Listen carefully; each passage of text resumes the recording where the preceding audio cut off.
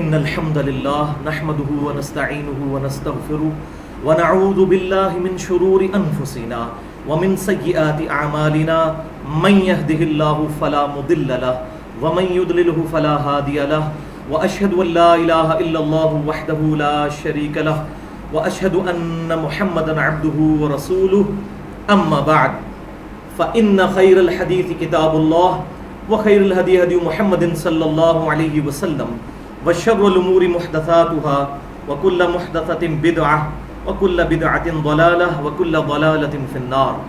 أعوذ بالله السميع العليم من الشيطان الرجيم من همزه ونفخه ونفثه. بسم الله الرحمن الرحيم. رب اشرح لي صدري ويسر لي أمري واحلل عقدة من لساني يفقهوا قولي. بسم الله الرحمن الرحيم. إن الله وملائكته يصلون على النبي يا أيها الذين آمنوا صلوا عليه وسلموا تسليما. اللهم صل على محمد وعلى آل محمد كما صليت على إبراهيم وعلى آل إبراهيم إنك حميد مجيد. اللهم بارك على محمد وعلى آل محمد كما باركت على إبراهيم وعلى آل إبراهيم إنك حميد مجيد. الحمدللہ آج 21 اور 22 ذی قعدہ 1434 ہجری کی درمیانی رات 28 سپتمبر 2013 اور ہفتے کا دن ہے. ذوالحجہ 1434 ہجری کی آمد ہے. اسی لیے آج کی ہماری یہ ایکسکلوسیو نشست اسلام کے 5 بنیادی ارکان میں سے اس اہم ترین رکن سے متعلق ہے کہ جس کی تمنا ہر مسلمان کے دل میں پوری زندگی رہتی ہے، بلکہ وہ پوری زندگی مال جوڑ جوڑ کر یہ کوشش کرتا ہے کہ میں ان خوش نصیبوں میں شامل ہو جاؤں جو اسلام کا وہ اہم ترین رکن پورا کریں. اور وہ اہم ترین رکن ہے مسلمانوں کی انٹرنیشنل گیدرنگ، حج، مسلمانوں کا بین الاقوامی سالانہ اجتماع. یہ تبلیغی جماعت کا سالانہ اجتماع نہیں، یہ دعوت اسلامی کا سالانہ اجتماع نہیں، یہ جماعت الدعوہ کا سالانہ اجتماع نہیں، بلکہ پوری دنیا کے مسلمانوں کا سالانہ اجتماع ہے. اینول مسلمانوں کی گیدرنگ ہے، انٹرنیشنل گیدرنگ. اور بھائیو، حج وہ واحد اسلام کا رکن ہے کہ جس کے نام پر پوری سورت ایک قرآن کے اندر آئی ہے. سورۃ الحج پارہ نمبر 17 اور سورت نمبر ہے 22. اس کے ساتھ ساتھ سورۃ البقرہ میں حج کا پورا طریقہ، سورہ ابراہیم کے اندر اس کی پوری تاریخ سیدنا ابراہیم علیہ السلام کے حوالے سے، اور سورہ آل عمران کے اندر اس کی فرضیت کا ذکر موجود ہے. جیسے جیسے وہ آیات لیکچر کے دوران آئیں گی میں انشاءاللہ ان کا ریفرنس بھی دیتا چلا جاؤں گا. جہاں تک احادیث کا تعلق ہے تو بھائیو، صرف صحیح بخاری اور صحیح مسلم میں ہی ملا کر کل 1000 کے قریب احادیث ہیں جو حج کے ٹاپک کو ایڈریس کرتی ہیں، اور اس کے علاوہ بھی کئی کتابوں میں ہزاروں کی تعداد میں احادیث الحمدللہ موجود ہیں. آج کے لیکچر کی ڈیٹیل میں جانے سے پہلے میں شروع ہی میں چند تمہیدی باتیں 3 پوائنٹس کی شکل میں عرض کر دوں. پوائنٹ نمبر 1، ہمارے آج کے لیکچر کا عنوان ہے حج اور عمرہ کے صحیح احکام و مسائل. حج اور عمرہ کے صحیح احکام و مسائل. حج اور عمرہ کے صحیح احکام و مسائل. یہ لیکچر انشاءاللہ تعالی 2 نشستوں میں ہم مکمل کریں گے، اور اس لیکچر کے 3 حصے ہوں گے. پورشن نمبر 1 میں قرآن و سنت کی روشنی میں حج اور عمرے کی جو اہمیت اور فضیلت آئی ہے اس کو ڈسکس کریں گے، تاکہ ہمارے دل میں اس عبادت کو کرنے کا شوق پیدا ہو. صرف روٹین کے طور پر اپنے نام کے ساتھ حاجی لگوانے کے چکر میں وہاں نہ چلے جائیں، بلکہ وہ سوز و گداز بھی انسان کو نصیب ہو. پورشن نمبر 2 میں قرآن و سنت کی روشنی میں عمرے کا مکمل طریقہ اور اس سے ریلیٹڈ جتنی اصطلاحات ہیں، جو فقی اصطلاحات ہیں، ٹرمنالوجیز ہیں اور اس کے فقی مسائل ہیں، ان کو انشاءاللہ ہم ڈسکس کریں گے. اور پورشن نمبر 3 کے اندر قرآن و سنت کی روشنی میں یعنی قرآن اور صحیح احادیث کی روشنی میں حج کا مکمل طریقہ، یہ انشاءاللہ اگلی دفعہ آئے گا، اور اس سے ریلیٹڈ اصطلاحات اور اس کے فقہی احکامات، اور پھر اسی کے کانٹیکسٹ میں انشاءاللہ قبر رسول صلی اللہ علیہ وسلم کی حاضری کے جو سنت آداب ہیں جو صحابہ اکرام علیہم رضوان سے روایت کیے گئے وہ کیا ہیں، ان کو بھی ہم انشاءاللہ ڈسکس کریں گے۔ اگرچہ روزہ شریف کی حاضری حج کا حصہ نہیں، لیکن کسی انسان کی یہ بہت بڑی بدقسمتی ہے کہ وہ اتنی دور سفر کر کے جائے اور روزہ رسول صلی اللہ علیہ وسلم پر حاضری کی سعادت اس کو نصیب نہ ہو، مسجد نبوی کے اندر نماز پڑھنا اس کو نصیب نہ ہو۔ یہ بدبختی کے سوا کچھ نہیں ہو سکتا۔ ہاں کسی کی شرعی مجبوری ہو وہ الگ بات، بہرحال حج کے ساتھ اس کا تعلق نہیں، یہ الگ سے ایک عبادت ہے مسجد نبوی کے اندر جا کر نماز پڑھنا۔ پوائنٹ نمبر 2، آج کے لیکچر میں قرآن پاک کی آیات کے میں انشاءاللہ مکمل ریفرنسز بھی ساتھ ساتھ دیتا چلا جاؤں گا، اور احادیث کی بکس کے نام بھی بتاؤں گا، اور ان میں سے جو کریٹیکل احادیث ہوں گی ان کے انٹرنیشنل نمبر دارالسلام، علماء حرمین اور بیروت کی انٹرنیشنل نمبرنگ کے مطابق بتاؤں گا، جس کے مطابق پوری دنیا کے اندر عربی نسخے چھپتے ہیں۔ پھر بھی اگر کسی کی کوئی کیوری ہو تو لیکچر کے اینڈ میں مجھ سے پوچھ سکتا ہے، یا ای میل پہ mirza_95@yahoo.com اس پہ سوال کیا جا سکتا ہے۔ الحمدللہ میں روزانہ اپنی درجنوں ای میلز کے جواب دیتا ہوں فرقہ واریت کی لعنت سے بالا تر ہو کر، اور میں یہ بات اکثر رپیٹ کرتا ہوں کہ میں نے فرقہ واریت کو 3 طلاقیں دے کر اور 4 تکبیریں پڑھ کر دفنا دیا ہے، اور اس کی وجہ یہ ہے کہ میری روٹی دین کے ساتھ نہیں جڑی ہوئی۔ جس شخص کی روٹی دین کے ساتھ جڑ جائے وہ کبھی بھی حق بات نہیں کہہ سکتا، وہ ہمیشہ اپنے مکتبہ فکر کو سامنے رکھتے ہوئے بات کرے گا، اور ظاہر ہے جب مکتبہ فکر کو ڈیفینڈ کرے گا تو کئی حق باتیں وہ چھپائے گا اور اپنے ضمیر کا، اور قیامت والے دن والعیاذ باللہ تعالیٰ اللہ تعالیٰ کی بارگاہ میں بھی مجرم بنے گا۔ اللہ تعالیٰ سے دعا کریں کہ جتنے بھی اسلام کے دائی ہیں سمیت میرے اور ہم سب کے، اس دن سے پہلے کہ جس دن ہماری روٹی ہمارے دین کے ساتھ جڑ جائے، اللہ تعالیٰ ہمیں اس دن سے پہلے ایمان و عافیت کے ساتھ مدینہ شریف میں موت نصیب فرمائے، اور بقیع غرقد میں مدفن اور جنت الفردوس میں اپنے محبوب صلی اللہ علیہ وسلم کے قدموں میں جگہ عطا فرمائے۔ آمین۔ پوائنٹ نمبر 3، آج کے لیکچر کے ساتھ جڑے ہوئے 2 کمپلیمنٹری لیکچرز ہیں جو میں پچھلے سالوں میں دے چکا ہوں، ان کا تعارف ضرور کروا دیتا ہوں۔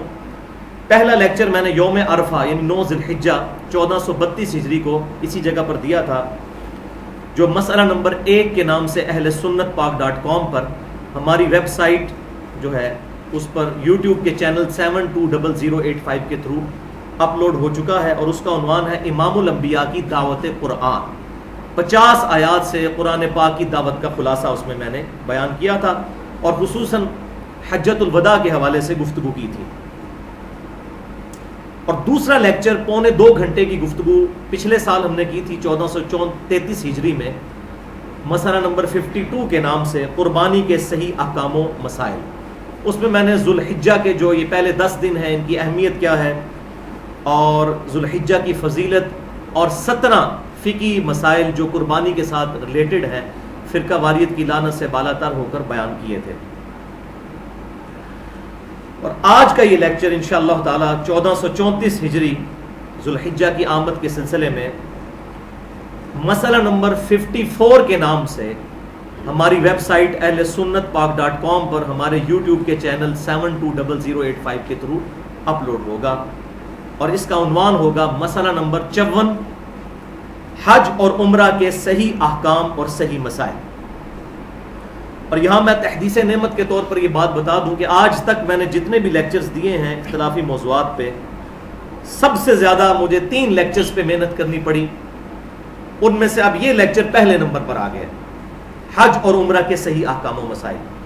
دوسرے نمبر پر حدیث قرطاس والا لیکچر جو پچھلے سال محرم میں دیا تھا پونے 3 گھنٹے کا، مسئلہ نمبر 55B، اور تیسرے نمبر پر مسئلہ نمبر 70B، تقریباً 2.25 گھنٹے کی گفتگو، رفع الیدین سے متعلق فرقہ وارانہ نظریات کا تحقیقی جائزہ۔ اب یہاں پر میں اپنے ذاتی شوق کے بنا پر 1-2 باتیں لیکچر کے حوالے سے عرض کر دوں۔ بینگ این انجینئر، یہ میتھمیٹیکل چیز ہے، اس کو کوئی شرعی مسئلہ نہ بنائے، میں یاد رکھنے کے لیے اس طرح کی چیزیں بیان کر دیتا ہوں کہ بڑی قربانی میں بھائیوں 7 حصے ہوتے ہیں، اونٹ کی قربانی میں بھی اور گائے میں بھی۔ جامعہ ترمذی میں ایک حدیث ملتی ہے کہ بعض اوقات آپ صلی اللہ علیہ وسلم نے اونٹ میں 10 لوگوں کو بھی شریک کیا، لیکن عموماً 7۔ تو جو ہمارا قربانی کا لیکچر ہے وہ ہے مسئلہ نمبر 52۔ تو 52 میں 5 + 2 = 7۔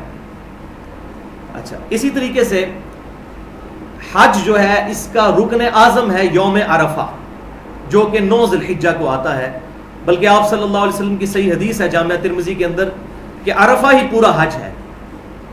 تو یہ ہے مسئلہ نمبر 54، آج ڈسکس ہوگا 5 + 4 = 9۔ اور تیسرا لیکچر، رمضان میں جنت کے 8 دروازے کھول دیے جاتے ہیں، صحیح بخاری کی حدیث ہے اور صحیح مسلم میں بھی موجود ہے۔ اور رمضان مبارک کے صحیح احکام والا جو لیکچر ہے وہ مسئلہ نمبر 53 ہے، یعنی 5 + 3 = 8، جنت کے 8 دروازے۔ اسی طریقے سے ربیع الاول شریف میں جو میں نے لیکچر دیا تھا، مسئلہ نمبر 63، کہ آپ صلی اللہ علیہ وسلم کی عمر مبارک 63 ایئرز تھی، چاند کے مہینوں کے اعتبار سے، قمری اعتبار سے، شمسی اعتبار سے تقریباً 60 سال عمر مبارک تھی۔ اور اسی طریقے سے مسئلہ نمبر 61 جو ہے حسینیت اور یزیدیت کا تحقیقی جائزہ، وہ 61 ہجری میں واقعہ کربلا ہوا تھا، اس کی نسبت سے۔ اب اس تقریباً 11 منٹ کی تمہیدی گفتگو کے بعد ہم آج کے لیکچر کی طرف آتے ہیں۔ ایک دفعہ دروشی پڑھ لیجئے۔ اللہم صلی علی محمد وعلی آل محمد کما صلیت علی ابراہیم وعلی آل ابراہیم انک حمید مجید۔ اللہم بارک علی محمد وعلی آل محمد کما بارکت علی ابراہیم وعلی آل ابراہیم انک حمید مجید۔ پورشن نمبر 1، قرآن و سنت، یعنی قرآن اور صحیح احادیث کی روشنی میں حج اور عمرہ کی اہمیت اور اس کے فضائل۔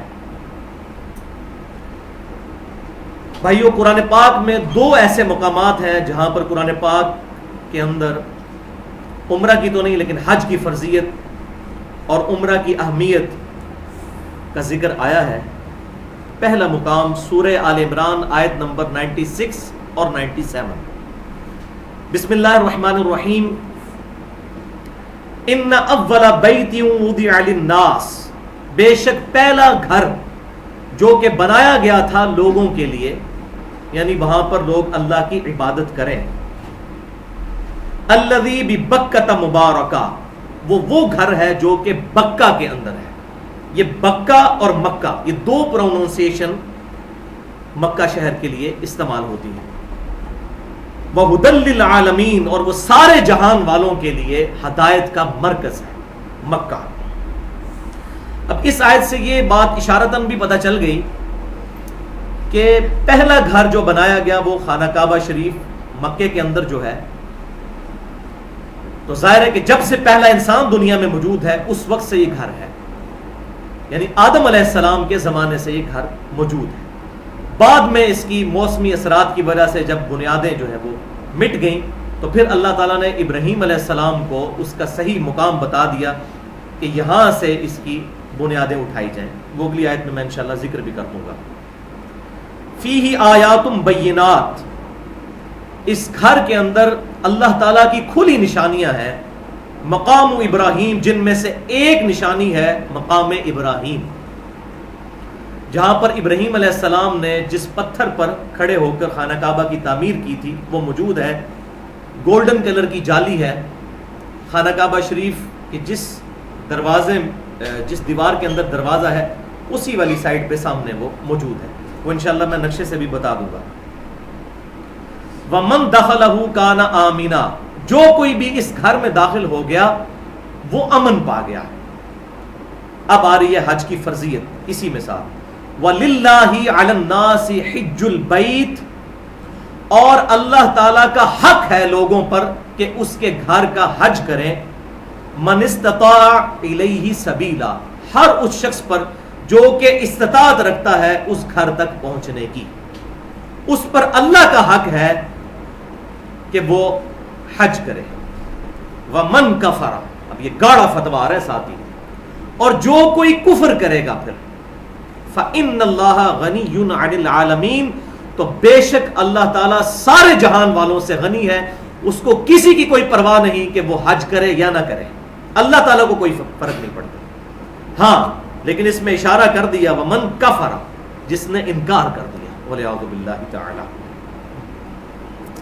اسی کانٹیکسٹ میں ایک مشہور حدیث ہے لیکن وہ اصول محدثین پر ضعیف ہے۔ جامعہ ترمذی میں انٹرنیشنل نمبرنگ کے مطابق 812 نمبر حدیث ہے، اور خود امام ترمذی نے اس حدیث کو نقل کر کے کہا کہ یہ حدیث ضعیف ہے۔ حدیث کے الفاظ یہ ہے کہ جو شخص استطاعت کے باوجود حج نہ کرے تو اس سے کوئی فرق ہی نہیں پڑتا، چاہے وہ یہودی ہو کر مرے چاہے وہ نصرانی ہو کر۔ لیکن یہ روایت ضعیف ہے، اس سے زیادہ سخت تو یہ آیت ہے جو میں نے پڑھ دی، وَمَن كَفَرَ فَإِنَّ اللَّهَ غَنِيٌّ عَنِ الْعَالَمِينَ، تو جو کوئی کفر کرے گا تو اللہ تعالیٰ بے پرواہ ہے سارے جہان والوں سے۔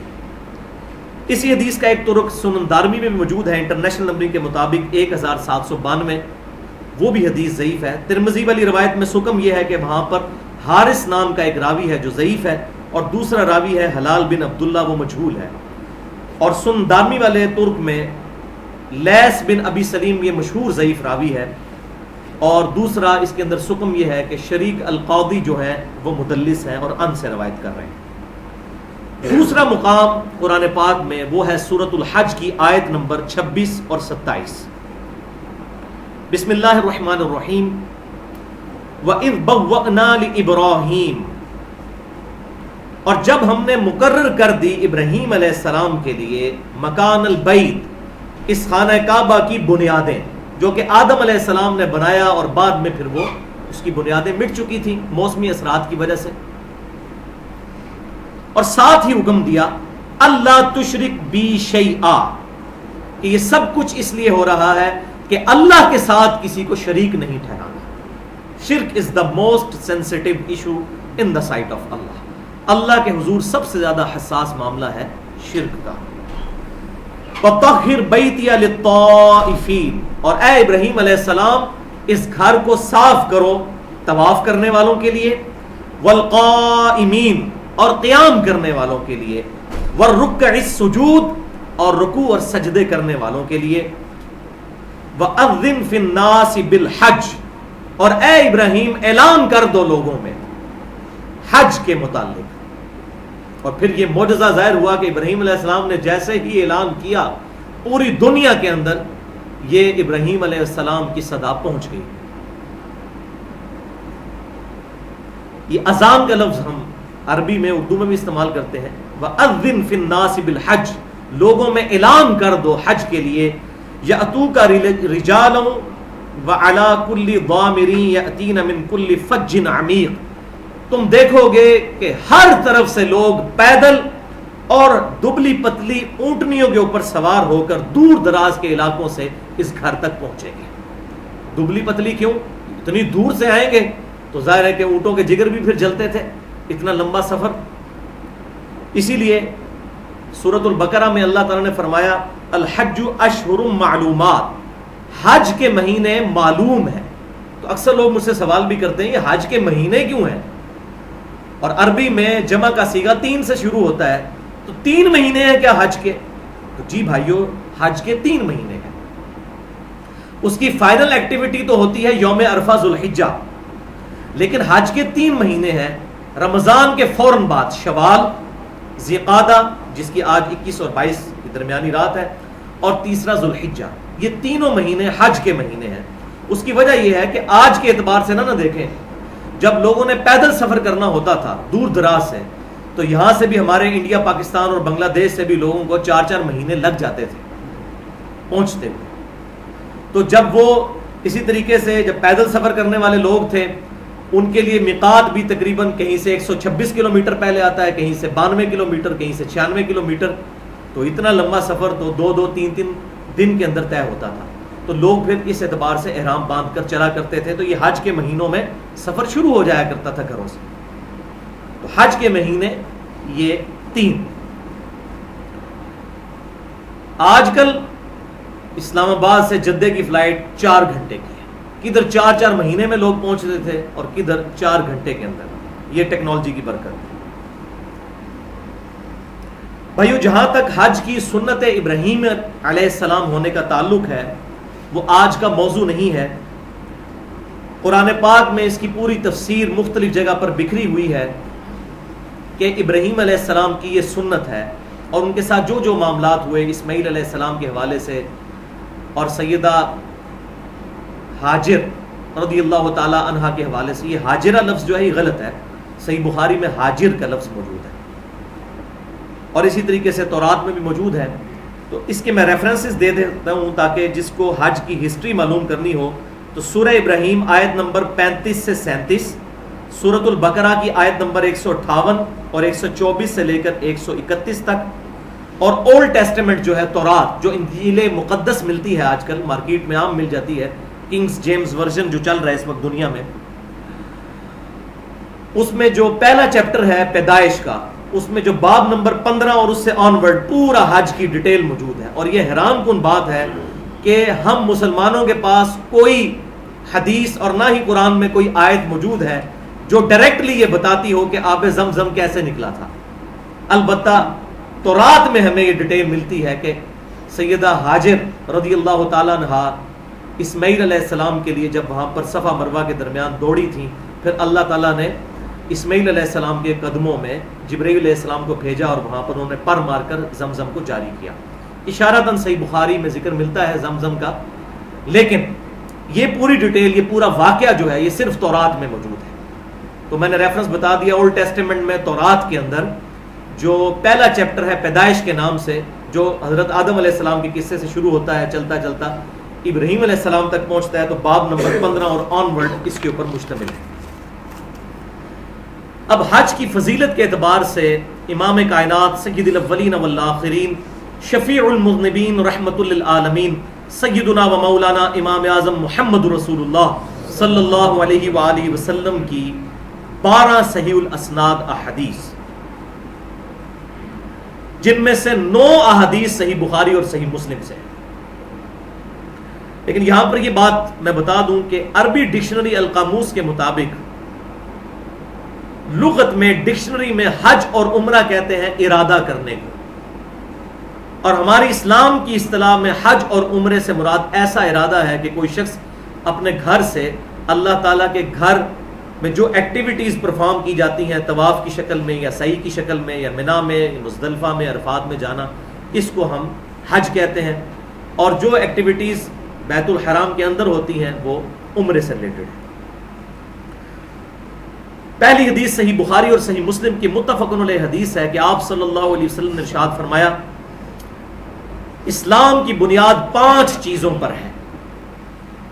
نمبر 1، تم گواہی دو کہ لا الہ الا اللہ و ان محمد الرسول اللہ۔ انا کی وجہ سے محمد در بن گیا، ورنہ ہوگا محمد الرسول اللہ۔ تو یہ صحیح مسلم میں پہلی حدیث 93 نمبر، کتاب الایمان کے اندر پہلی حدیث مقدمے کے بعد، اس میں بھی کلمہ موجود ہے، اور صحیح بخاری میں انٹرنیشنل نمبر کے مطابق 8 نمبر حدیث، اس میں بھی کلمہ موجود ہے۔ لہٰذا یہ جو پبلک کے اندر مشہور ہے کہ جی کلمہ ہے ہی کوئی نہیں قرآن حدیث کے اندر کہیں لکھا ہوا، تو موجود ہے، بخاری اور مسلم دونوں کے اندر موجود ہے۔ اور صحیح مسلم میں 111 نمبر حدیث میں بھی یہ ریپیٹ ہوتی ہے کہ اسلام کی بنیاد 5 چیزوں پر ہے۔ پہلی چیز کہ تم گواہی دو لا الہ الا اللہ محمد رسول اللہ صلی اللہ علیہ وسلم۔ دوسری چیز نماز قائم رکھنا، تیسری چیز زکوٰۃ دینا، چوتھی حج کرنا، اور 5ویں رمضان کے روزے۔ ان 5 چیزوں پر اسلام کی بنیاد ہے۔ اور صحیح مسلم میں جو حدیث جبریل ہے، بخاری میں بھی ہے لیکن صحیح مسلم میں ڈیٹیل کے ساتھ ہے، انٹرنیشنل نمبرنگ کے مطابق کتاب الایمان چیپٹر میں 93 نمبر، اس میں جب جبرائیل علیہ السلام انسانی شکل میں آ کر آپ صلی اللہ علیہ وسلم سے سوال کرتے ہیں کہ اسلام کیا ہے، تو اس میں بھی آپ صلی اللہ علیہ وسلم نے یہی 5 باتیں ارشاد فرمائی تھیں، اور وہاں آگے الفاظ یہ بھی ہیں کہ اگر استطاعت ہو تو حج کرنا، یعنی استطاعت والا بندہ جو ہے، یعنی مالی طور پر، اور اسی طریقے سے حالات بھی سازگار ہوں، راستے میں امن ہو، وہاں جان کا خطرہ نہ ہو، تو پھر حج فرض ہوگا، ورنہ نہیں۔ دوسری حدیث صحیح مسلم میں ہے کہ آپ صلی اللہ علیہ وسلم نے ارشاد فرمایا، لوگو تم پر حج فرض کیا گیا ہے۔ ایک صحابی کھڑے ہوئے، انہوں نے عرض کیا، اللہ کے رسول صلی اللہ علیہ وسلم، کیا ہر سال ہی حج فرض ہے؟ تو آپ صلی اللہ علیہ وسلم خاموش رہے۔ انہوں نے 3 دفعہ اس سوال کو ریپیٹ کیا تو آپ صلی اللہ علیہ وسلم نے پھر تیسری دفعہ جواب دیتے ہوئے ارشاد فرمایا کہ اگر میری زبان سے ہاں نکل جاتا تو تم پر ہر سال ہی حج فرض ہو جاتا، جب تک کوئی مسئلہ میں خود نہ بتا دوں اس وقت تک مجھ سے مت پوچھا کرو۔ تم سے اگلے لوگ اسی لیے ہلاک ہوئے کہ وہ اپنے انبیاء کرام علیہ السلام کے ساتھ اختلاف کیا کرتے تھے، یعنی بال کی کھال نہ اتارو، اور جب میں کسی بات کا حکم دوں اس کے مطابق عمل کرو، اور جس سے منع کروں اس سے رک جاؤ۔ جیسا کہ موسیٰ علیہ السلام کے ماننے والوں نے گائے کی قربانی کے سلسلے میں بال کی کھال اتاری کہ جی وہ گائے کس شکل کی ہو، اس کا رنگ کیا ہو، اس کی کیا کوالٹیز ہوں، تو اس طرح بال کی کھال نہ اتارو، بس بتایا کہ حج فرض ہو گیا ہے، اور سنگولر کے سیغے سے بتایا تو ایک ہی حج فرض ہے۔ اسی مضمون کو قرآن پاک میں بھی سورۃ المائدہ کی آیت نمبر 101 میں ذکر کیا گیا ہے کہ کثرت سوال نہ پیغمبروں سے کیے جائیں، کیونکہ جب قرآن نازل ہو رہا تھا اس دوران اگر سوال کوئی کیا جائے گا تو ایسی باتیں بھی تمہیں پھر بتائی جائیں گی کہ جو تمہیں ناگوار گزریں گی۔ اسی حدیث کا ایک طرق سنن نسائی میں اور مسند امام احمد میں بھی موجود ہے، اس میں آگے الفاظ یہ ہیں کہ آپ صلی اللہ علیہ وسلم نے فرمایا حج زندگی میں صرف ایک دفعہ فرض ہے، جو ایک سے زیادہ دفعہ حج کرے تو اس کا حج نفلی شمار ہوگا۔ تیسری حدیث بھی صحیح بخاری اور صحیح مسلم کی متفق علیہ حدیث ہے۔ پوچھا گیا یا رسول اللہ صلی اللہ علیہ وسلم بتائیے کہ سب سے افضل عمل کون سا ہے؟ تو آپ صلی اللہ علیہ وسلم نے فرمایا اللہ اور اس کے رسول پر ایمان لانا۔ پوچھا گیا پھر؟ تو آپ صلی اللہ علیہ وسلم نے فرمایا اللہ کی راہ میں جہاد کرنا۔ پوچھا گیا پھر؟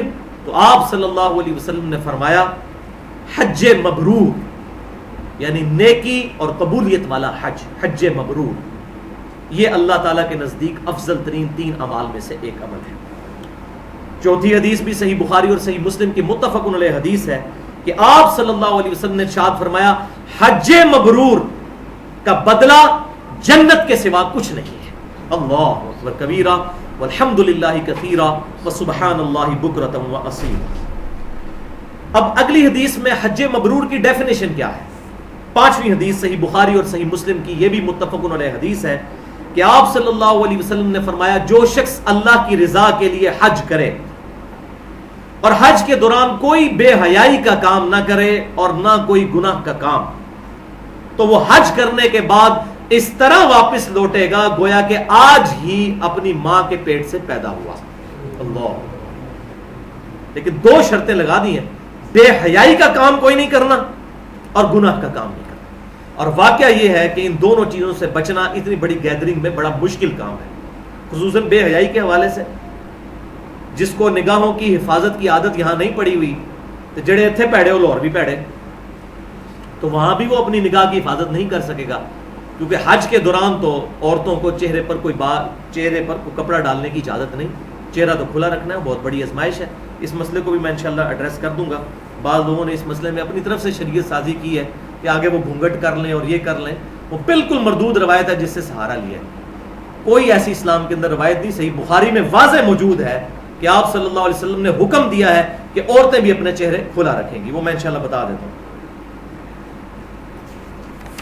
6ٹھی حدیث صحیح مسلم میں ہے کہ آپ صلی اللہ علیہ وسلم نے 3 اعمال کے بارے میں فرمایا کہ یہ 3 اعمال ایسے ہیں جو گزشتہ تمام گناہوں کو مٹا دیں گے۔ نمبر 1، اسلام قبول کرنا گزشتہ تمام گناہوں کا کفارہ بن جاتا ہے۔ نمبر 2، اللہ کی خاطر ہجرت کرنا، یعنی گھر بار چھوڑ کر دوسری جگہ شفٹ ہو جانا، یعنی کسی ایسی جگہ پر رہ رہے ہیں جہاں پر اسلام پر چلنا مشکل تھا، وہ جگہ چھوڑ دی اللہ کی خاطر، تو یہ گزشتہ تمام گناہوں کو معاف کر دے گا۔ اور تیسرا، حج کرنا بھی گزشتہ تمام گناہوں کا کفارہ بن جائے گا انشاءاللہ۔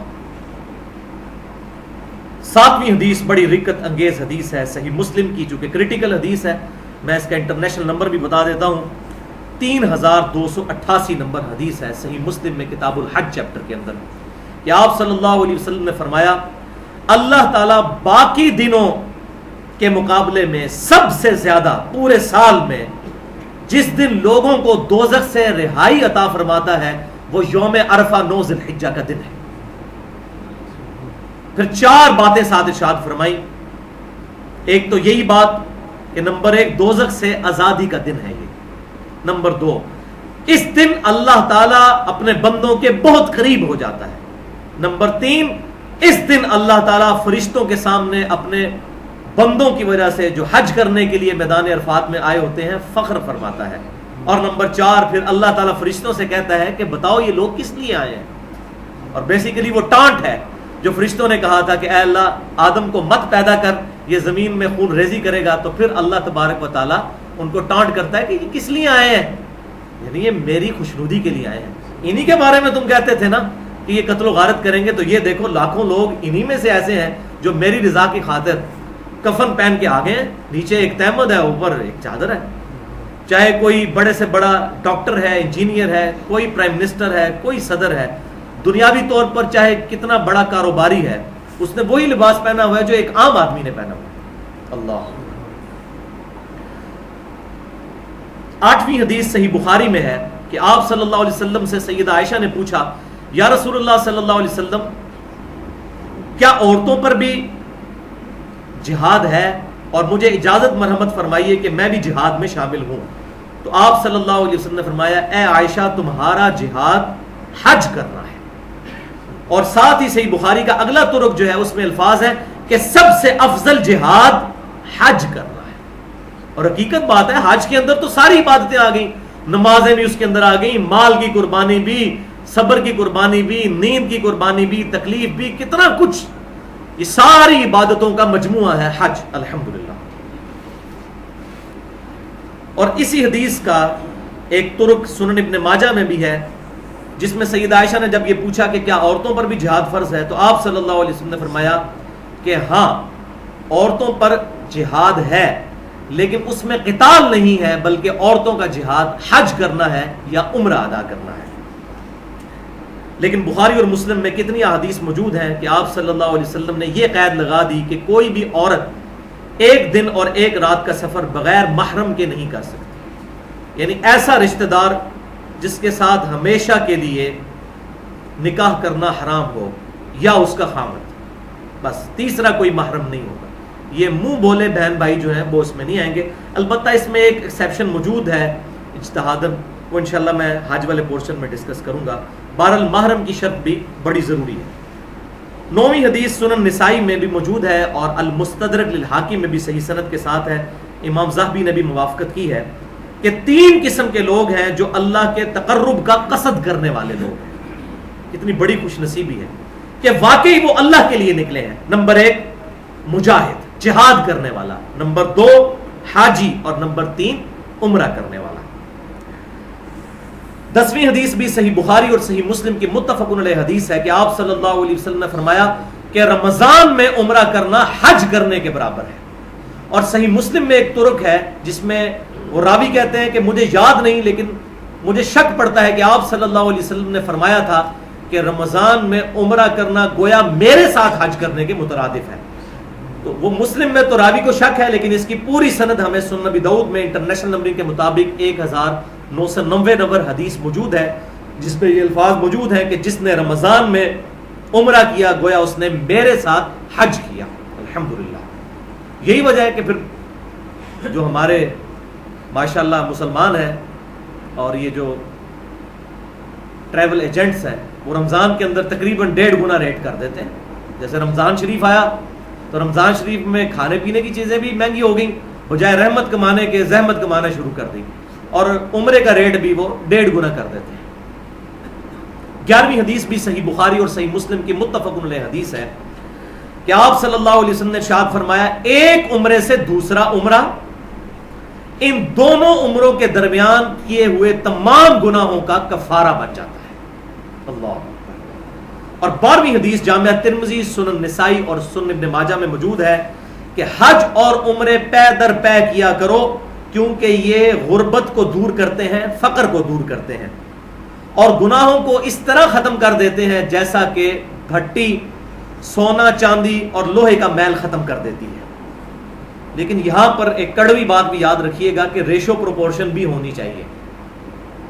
یہ نہیں ہے کہ کوئی قریبی رشتہ دار ہے، اس کی بچی جو ہے وہ شادی کے لیے بوڑھی ہوتی جا رہی ہے اور آپ کے پاس رقم موجود ہے اور آپ عمرہ اور حج کرنے کے لیے پہنچ گئے نفلی، یہ ریشو پروپورشن نہیں ہونی چاہیے. اور رزق حلال ہونا چاہیے، کیونکہ رزق حلال از دا لٹمس ٹیسٹ آف ایمان.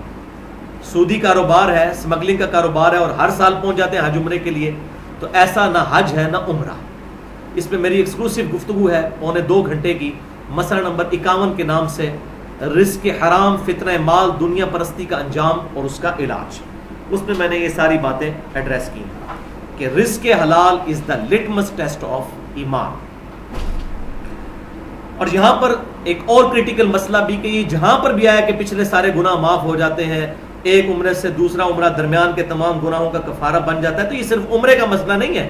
ٹینشن لینے کی ضرورت نہیں ہے کسی کے پاس اب پیسے نہیں ہیں تو وہ کیسے گناہ معاف کروائے. یہ عمرے کا مسئلہ نہیں ہے خالی، بلکہ صحیح مسلم میں کریٹیکل حدیث ہے، کتاب الطہارہ چیپٹر میں انٹرنیشنل نمبر کے مطابق 550 نمبر حدیث کہ آپ صلی اللہ علیہ وسلم نے فرمایا اگر کبیرہ گناہوں سے بچا جائے، یہ شرط ہے، اگر کبیرہ گناہوں سے، بڑے بڑے گناہوں سے بچا جائے تو 5 نمازیں، ایک نماز سے دوسری نماز تک، ایک جمعہ سے دوسرا جمعہ، اور ایک رمضان سے دوسرا رمضان، اس کے دوران کیے ہوئے تمام گناہوں کا کفارہ بن جائیں گے، لیکن اگر کبیرہ گناہ سے بچا جائے. اب ایک بندے نے جمعہ پڑھا اور پھر اگلا جمعہ پڑھا، اس دوران کوئی نماز نہیں پڑھی، تو ایک نماز چھوڑنا بھی کبیرہ گناہ ہے. تو اس کے لیے یہ نہیں کہ وہ جمعہ پڑھ لیا تو بیچ کے گناہ معاف ہو گئے، تو عمرے کے درمیان عمرہ کر لیا تو درمیان کے گناہ معاف ہو گئے. نہیں، کبیرہ گناہوں سے بچنا ہے، اور کبیرہ گناہ صرف توبہ سے معاف ہوتے ہیں، صرف نیک اعمال کرنے سے معاف نہیں ہوتے. توبہ کرنا ضروری ہے، اور توبہ کیا؟ پرانے گناہ پر شرمندگی اور آئندہ نہ کرنے کا پکا عہد دل میں لانا. اس کے حوالے سے میں نے ٹیکنیکل گفتگو کی ہے تقریباً 50 منٹ کی، مسئلہ نمبر 18 کے نام سے، گناہ کبیرہ اور توبہ کا بیان. لہٰذا یہ فلسفی بھی بالکل کلیئر ہونی چاہیے کہ یہ جو گناہ معاف ہوتے ہیں اس سے مراد ہے چھوٹے گناہ. چھوٹے گناہ بغیر توبہ کے خود بخود نیک اعمال کی وجہ سے معاف ہو جاتے ہیں، نماز پڑھنے کی وجہ سے، جمعہ پڑھنے کی وجہ سے، رمضان کے روزے رکھنے کی وجہ سے. لیکن بڑے گناہ نہیں معاف ہوں گے جب تک توبہ کر کے ان کو چھوڑا نہیں جائے گا. یہ بات ذہن میں رکھنی ہے. اب آتے ہیں لیکچر کے دوسرے حصے کی طرف، اور تیسرا حصہ انشاءاللہ ہم اگلے ہفتے کی نشست میں کور کریں گے. ایک دفعہ درود شریف پڑھ لیجئے. اللہم صلی علی محمد وعلی آل محمد کما صلیت علی ابراہیم وعلی آل ابراہیم انک حمید مجید. اللہم بارک علی محمد وعلی آل محمد کما بارکت علی ابراہیم وعلی آل ابراہیم انک حمید مجید. پورشن نمبر 2، قرآن و سنت کی روشنی میں، یعنی صحیح احادیث سے عمرہ کا مکمل طریقہ، اور اس کی جتنی ٹرمنالوجیز ہیں وہ میں ساتھ ساتھ کلیئر کروں گا. بڑے اٹیکٹو ہو کر سننا ہے، ورنہ باتیں سمجھ نہیں آئیں گی، اور کتابیں پڑھ کے تو ویسے ہی نہیں سمجھ آئیں گی کیونکہ مشکل ہو جاتا ہے سمجھنا. اور جو فقہی احکامات ہیں وہ انشاءاللہ میں ساتھ ساتھ بتاتا جاؤں گا، لیکن اس کی ڈیٹیل میں جانے سے پہلے کچھ تمہیدی باتیں اس سے ریلیٹڈ وہ ضروری ہیں کہ میں یہیں پر بیان کر دوں 4 علمی پوائنٹس کی شکل میں. علمی پوائنٹ نمبر 1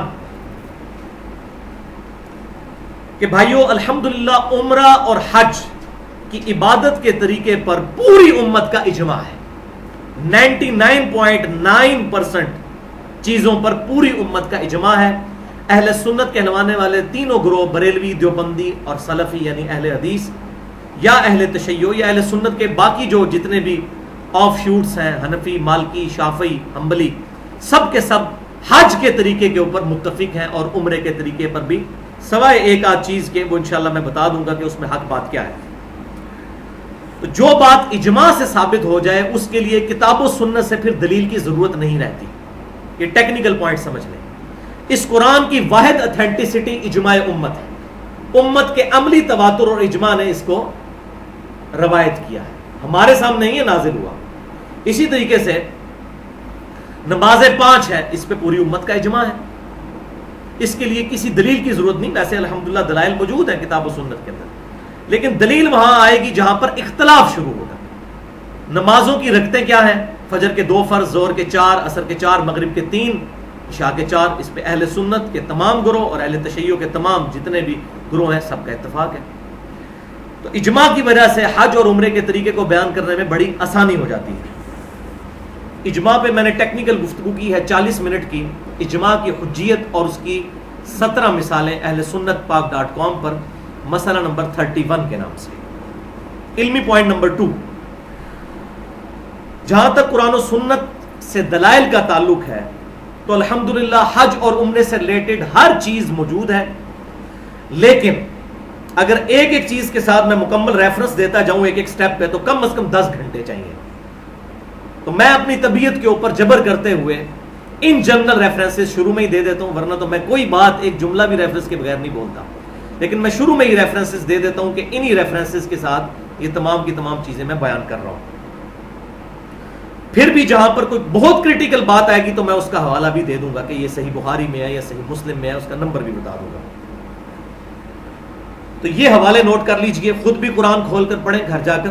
قرآن پاک میں سورۃ البقرہ آیت نمبر 196 سے لے کر 203 تک، سورۃ البقرہ آیت نمبر 124 سے 131 تک، سورۃ البقرہ آیت نمبر 158، سورۃ الحج آیات نمبر 26 سے لے کر 37 تک، سورہ آل عمران آیت نمبر 96 اور 97، سورہ ابراہیم آیت نمبر 35 سے لے کر 41 تک. یہ تو قرآن کے حوالے، اور احادیث تو ہزاروں کی تعداد میں.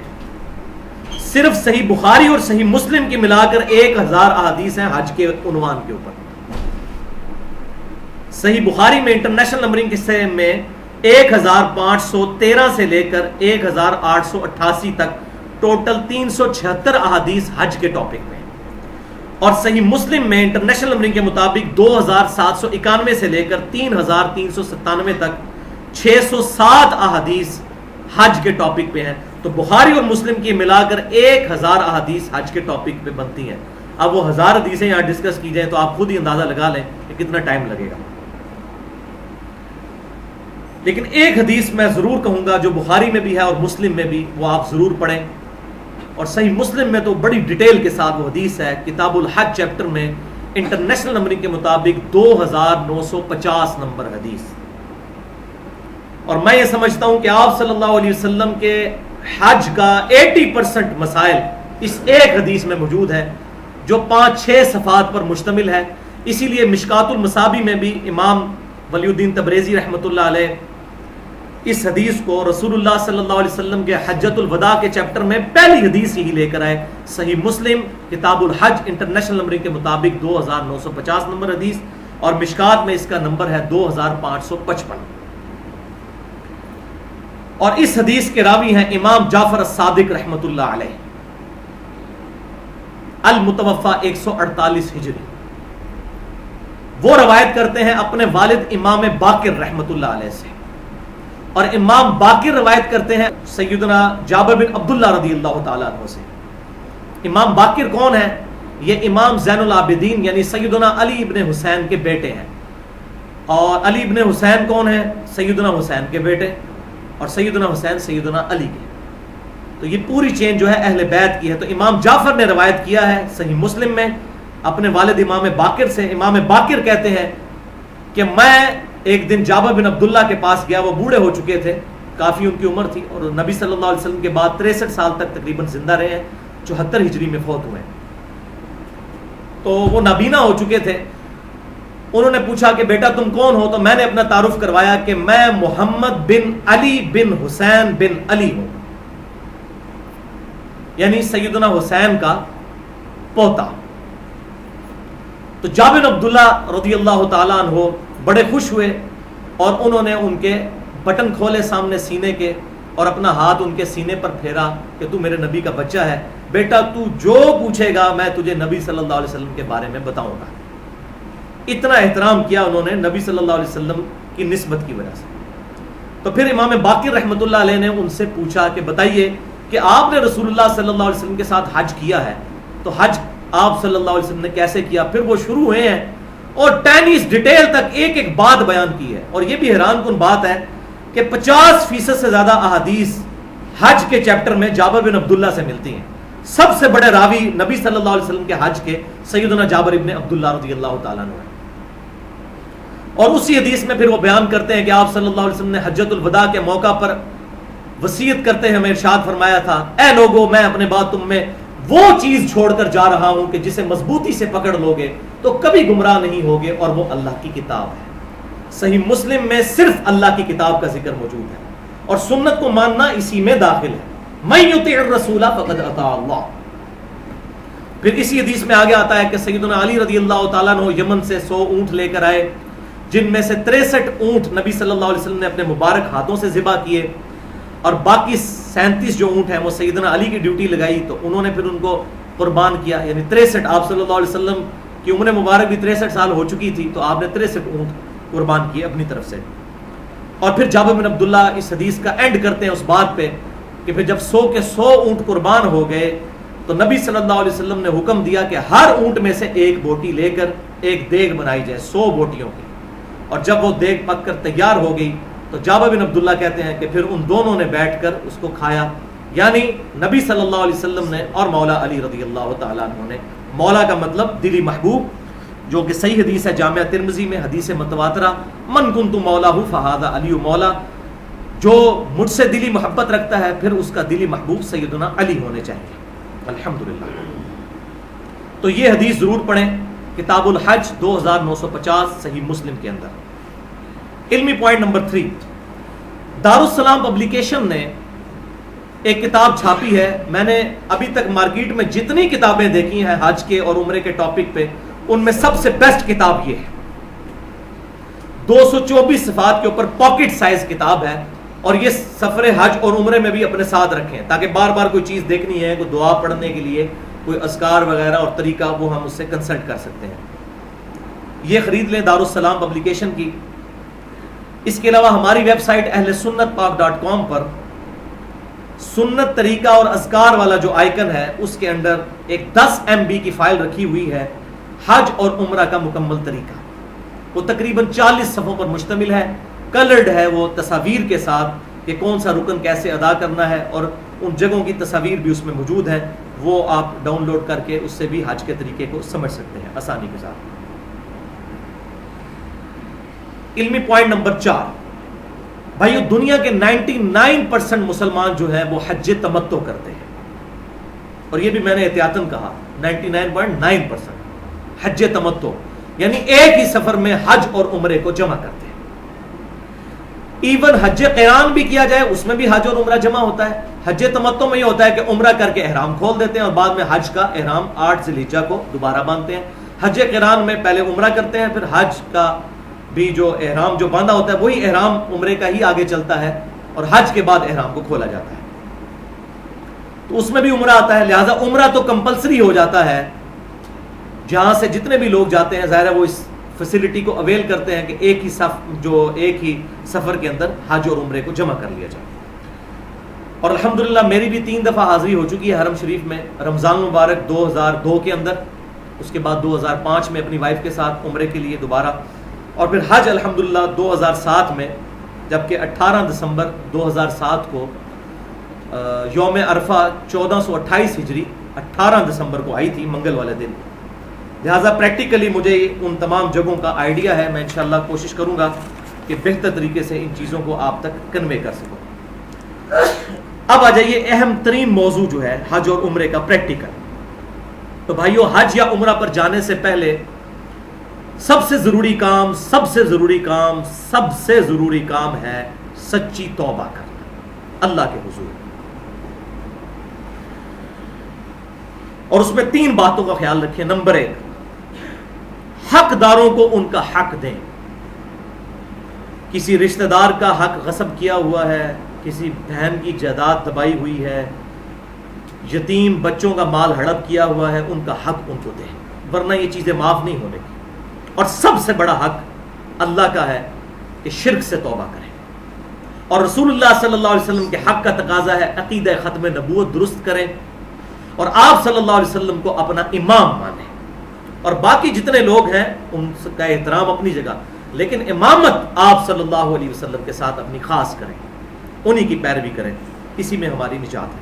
نمبر 2، ہر گناہ کو ترک کرنے کا پکا عہد کریں اور پرانے گناہوں پر شرمندہ ہوں اور آئندہ نہ کرنے کے لیے اللہ تبارک و تعالیٰ کے حضور توبہ کریں. اور خصوصاً اس میں سب سے بڑا گناہ حرام خوری کا، کیونکہ رزق حلال از دا لٹمس ٹیسٹ آف ایمان. اس کے ساتھ ساتھ نماز چھوڑنے کا گناہ اور جتنے گناہ ہم سمجھتے ہیں کوئی بھی ایسا مسلمان نہیں جسے نہ پتا ہو کہ بڑے بڑے گناہ کون سے ہیں، ان سے توبہ کی جائے۔ اور تیسری چیز، اللہ کے حضور دعا کریں کہ اے اللہ مجھے آنے والی زندگی میں بھی استقامت نیکیوں پر عطا فرما۔ اصل چیز تو یہ ہے بھائیو، دین پہ چلنا کوئی ایک دن کی گیم تو ہے نہیں ہے کہ 2 منٹ کے لیے، یا جس طرح کرسچن جو ہیں وہ اتوار کے اتوار چلے جاتے ہیں پھر بات ختم۔ یہاں تو روزانہ پولیس رات سے گزرنا پڑتا ہے۔ فجر کی نماز کے لیے اٹھنا گرمیوں میں کوئی آسان کام ہے؟ بڑا مشکل کام ہے۔ رمضان کے گرمیوں کے روزے رکھنا کوئی آسان کام ہے؟ اپنی نگاہوں کی حفاظت کرنا کوئی آسان کام ہے؟ رزق حلال اور حرام میں تمیز کرنا کوئی آسان کام ہے؟ تو ایک دن کی تو گیم نہیں ہے بھائیو۔ اسی لیے لوگوں کو جوش چڑھتا ہے، وہ داڑیاں بھی رکھ لیتے ہیں، پگڑیاں بھی باندھ لیتے ہیں، شلوار بھی ٹخنوں سے اوپر، نمازیں بھی شروع کر دیتے ہیں، لیکن کوئی 2 مہینے چلتا ہے، کوئی 3 مہینے، کوئی سال، کوئی 2 سال، پھر فوراً ٹھنڈے ٹھوس۔ کیونکہ ایک دن کی تو گیم نہیں ہے، یہ تو ایسی دوڑ ہے جو مرتے دم تک چلنی ہے۔ اتنی جلدی تو جان چھوٹنے والی نہیں ہے۔ 1-2 دن کی گیم ہوتی تو بڑی آسانی سے ہو جاتی۔ لہٰذا اللہ کے حضور دعا کریں، لیکن یہ دعا اسی وقت کارگر ہے جب آپ کی اپنی نیت بھی ہے۔ میری اندر سے نیت نہیں ہے نیکی پر چلنے کی، اور میں لاکھ دعا کرتا رہوں یا اللہ مجھے نیک بنا دے، تو نیک کبھی نہیں بنے گے۔ اور یہ میں اپنی طرف سے بات نہیں کر رہا، یہ قرآن کا فتویٰ ہے۔ سورۃ العنکبوت کی آخری آیت ہے، بسم اللہ الرحمن الرحیم، والذین جاہدوا فینا لنہدینہم سبلنا۔ جو لوگ ہماری راہ میں کوشش کریں گے ان کے لیے ہم اپنی راہیں کھولیں گے۔ وَإِنَّ اللَّهَ لَمَعَ الْمُحْسِنِينَ، اور بے شک اللہ تعالی نیکوکاروں کے ساتھ ہے جو خود نیکی کمانا چاہے۔ اس کائنات کی سب سے ایلیٹ چیز ہے ایمان۔ یہ فٹ پاتھ پہ نہیں ملے گا آپ کو، یہ ایلیٹ ترین چیز ہے، اس کے لیے ایفرٹ پٹ کرنی پڑے گی۔ اسی لیے آپ دیکھ لیں لوگ نیکی پہ چلتے ہیں، بڑا جوش چڑھتا ہے جوانی کے دنوں میں، پھر اچانک کوئی حالات بن جاتے ہیں، کسی کے ساتھ فائنینشیل کوئی پرابلم شروع ہو جاتے ہیں، کسی کے ساتھ تعلیم کے مسئلے شروع ہو جاتے ہیں، کسی کے اور مسئلے شروع ہو جاتے ہیں۔ آہستہ آہستہ کرتے کرتے جناب وہ داڑھی بھی گئی اور نمازیں بھی گئیں، سب کچھ چھوٹ جاتا ہے۔ اتنا آسان کام نہیں بھائیو، یہ بہت مشکل کام ہے۔ اب حج اور عمرے سے ریلیٹڈ جنت کے 8 دروازوں کی نسبت سے 8 چیزیں جن کا خیال رکھنا ضروری ہے سفر پر جانے کے لیے۔ نمبر 1، مردوں کے لیے احرام کی 2 چادریں انسلی، ایک تہمت بنانے کے لیے، ایک اوپر لینے کے لیے، اور پریفریبل ہے کہ یہ سفید ہو، کیونکہ صحیح حدیث ہے جامعہ ترمذی میں انٹرنیشنل نمبر کے مطابق 2810، اور یہ نسائی اور سنن ابن ماجہ میں بھی موجود ہے کہ سفید لباس پہنا کرو، یہ پاکیزہ اور طیب ہوتا ہے، اور اپنے مردوں کو بھی سفید لباس میں دفنایا کرو۔ اس پہ تو ہم سب عمل کرتے ہیں کہ مردوں کو سفید لباس میں ہی دفنایا جاتا ہے، تو یہ پریفریبل ہے سفید لباس۔ نمبر 2، ایسی جوتی جس میں ٹخنے ننگے رہتے ہو، جیسے یہ ہوائی چپل وغیرہ ہے، ٹخنے نہیں ڈھانپ سکتے احرام کی حالت میں۔ نمبر 3، پیٹ پر باندھنے والی بیلٹ جس میں آگے خانہ بھی بنا ہوا ہوتا ہے اور اس پہ اوپر زپ ہوتی ہے تاکہ ضروری ڈاکومنٹس، پاسپورٹ وغیرہ اس میں رکھا جا سکے، اور کرنسی وغیرہ بھی۔ نمبر 4، ضروری ادویات، بعض اوقات لوگ مریض ہوتے ہیں اور بلڈ پریشر کے مریض ہیں، کچھ اور بیماریوں کے مریض، ان کو کنٹینیوسلی اپنی دوائیاں لینی پڑتی ہیں، تو اس کے لیے حاجی کیمپ میں وہ دوائیاں دکھا کر وہیں سے سیل کروانی ہوتی ہے، ورنہ ایئرپورٹ پہ اگر خود سے آپ دوائی لیں گے تو وہ آپ سے قبضہ کر لیں گے، کیونکہ آپ کو پتہ ہے کہ پاکستان سے تو کتنے مسلمان ہیں جو ہیروئن کی اسمگلنگ کرتے ہیں، اور سعودی عرب میں سزائے موت ہے ہیروئن کی اسمگلنگ کو، تو لہٰذا گورنمنٹ ڈرتی ہے، وہ آپ کی جان کی حفاظت کی خاطر وہ کسی قسم کی دوائی ہو وہ روک لیتے ہیں، الا یہ کہ وہ سیل شدہ جو حاجی کیمپ سے آپ لگوا لیں، ٹیکہ لگوانے کے لیے جب جاتے ہیں تو وہاں پر آپ دوائیاں بھی ان سے سیل کروا سکتے ہیں۔ نمبر 5، ضروری لباس کم از کم 3 جوڑے اور 1 تولیہ، اور زیادہ سے زیادہ بھی 3 ہی جوڑے، اس سے زیادہ ضرورت نہیں۔ وہاں اتنا ٹائم ہوتا ہے، جوڑے ہفتے بعد بھی جوڑا ہے اگر دھوئے جائیں تو آسانی سے دھو سکتے ہیں۔ 3 جوڑے اور 1 تولیہ، بس، اس کے علاوہ کوئی سامان کی ضرورت نہیں ہے۔ آپ حیران ہو رہے ہوں گے، بس 3 جوڑے اور 1 تولیہ، یہ میں آپ کو بہت بڑا ٹپ دے رہا ہوں۔ یہ سب کچھ ہینڈ بیگ میں آ جائے گا، اپنا ہینڈ بیگ آپ جہاز میں اوپر تک اندر لے کے جا سکتے ہیں، لہٰذا وہ سامان بک کروانے کی ضرورت نہیں پڑے گی، لوگ لائن میں لگے ہوئے ہوں گے، آپ سکون سے اپنا ہینڈ بیگ لے کر نیچے اترے ہوں گے۔ میں نے تو پریکٹیکلی اسی طرح کیا، میری وائف نے بھی اپنا بیگ اٹھا لیا، میں نے بھی اپنا بیگ، 3 جوڑے اور 1 تولیہ، دیٹس آل۔ اور کسی سامان کی ضرورت نہیں، نہ صابن کی نہ تیل کی. یہ تمام چیزیں آسانی سے وہاں پر مل جاتی ہیں جہاں بھی آپ کی رہائش ہوگی. پاس دکانیں ہی دکانیں ہیں. اور سب سے بڑا ایسٹ انڈیا، پاکستان اور بنگلہ دیش کے مسلمانوں کے لیے یہ ہے کہ سعودی عرب کی کوئی دکان ایسی نہیں جہاں پر اردو بولنے والا کوئی نہ ہو. بلکہ میں تو کہتا ہوں اب اس وقت اردو زبان مسلمانوں کی سب سے بڑی زبان بن چکی ہوئی ہے. اردو 50% سے زیادہ مسلمان دنیا کے اردو زبان بولتے اور سمجھتے ہیں. ہاں لکھنے میں چلے وہ ہندی زبان کے الفابیٹس الگ ہیں، ہمارے الگ ہیں، وہ الگ بات، لیکن بولنے اور سمجھنے میں.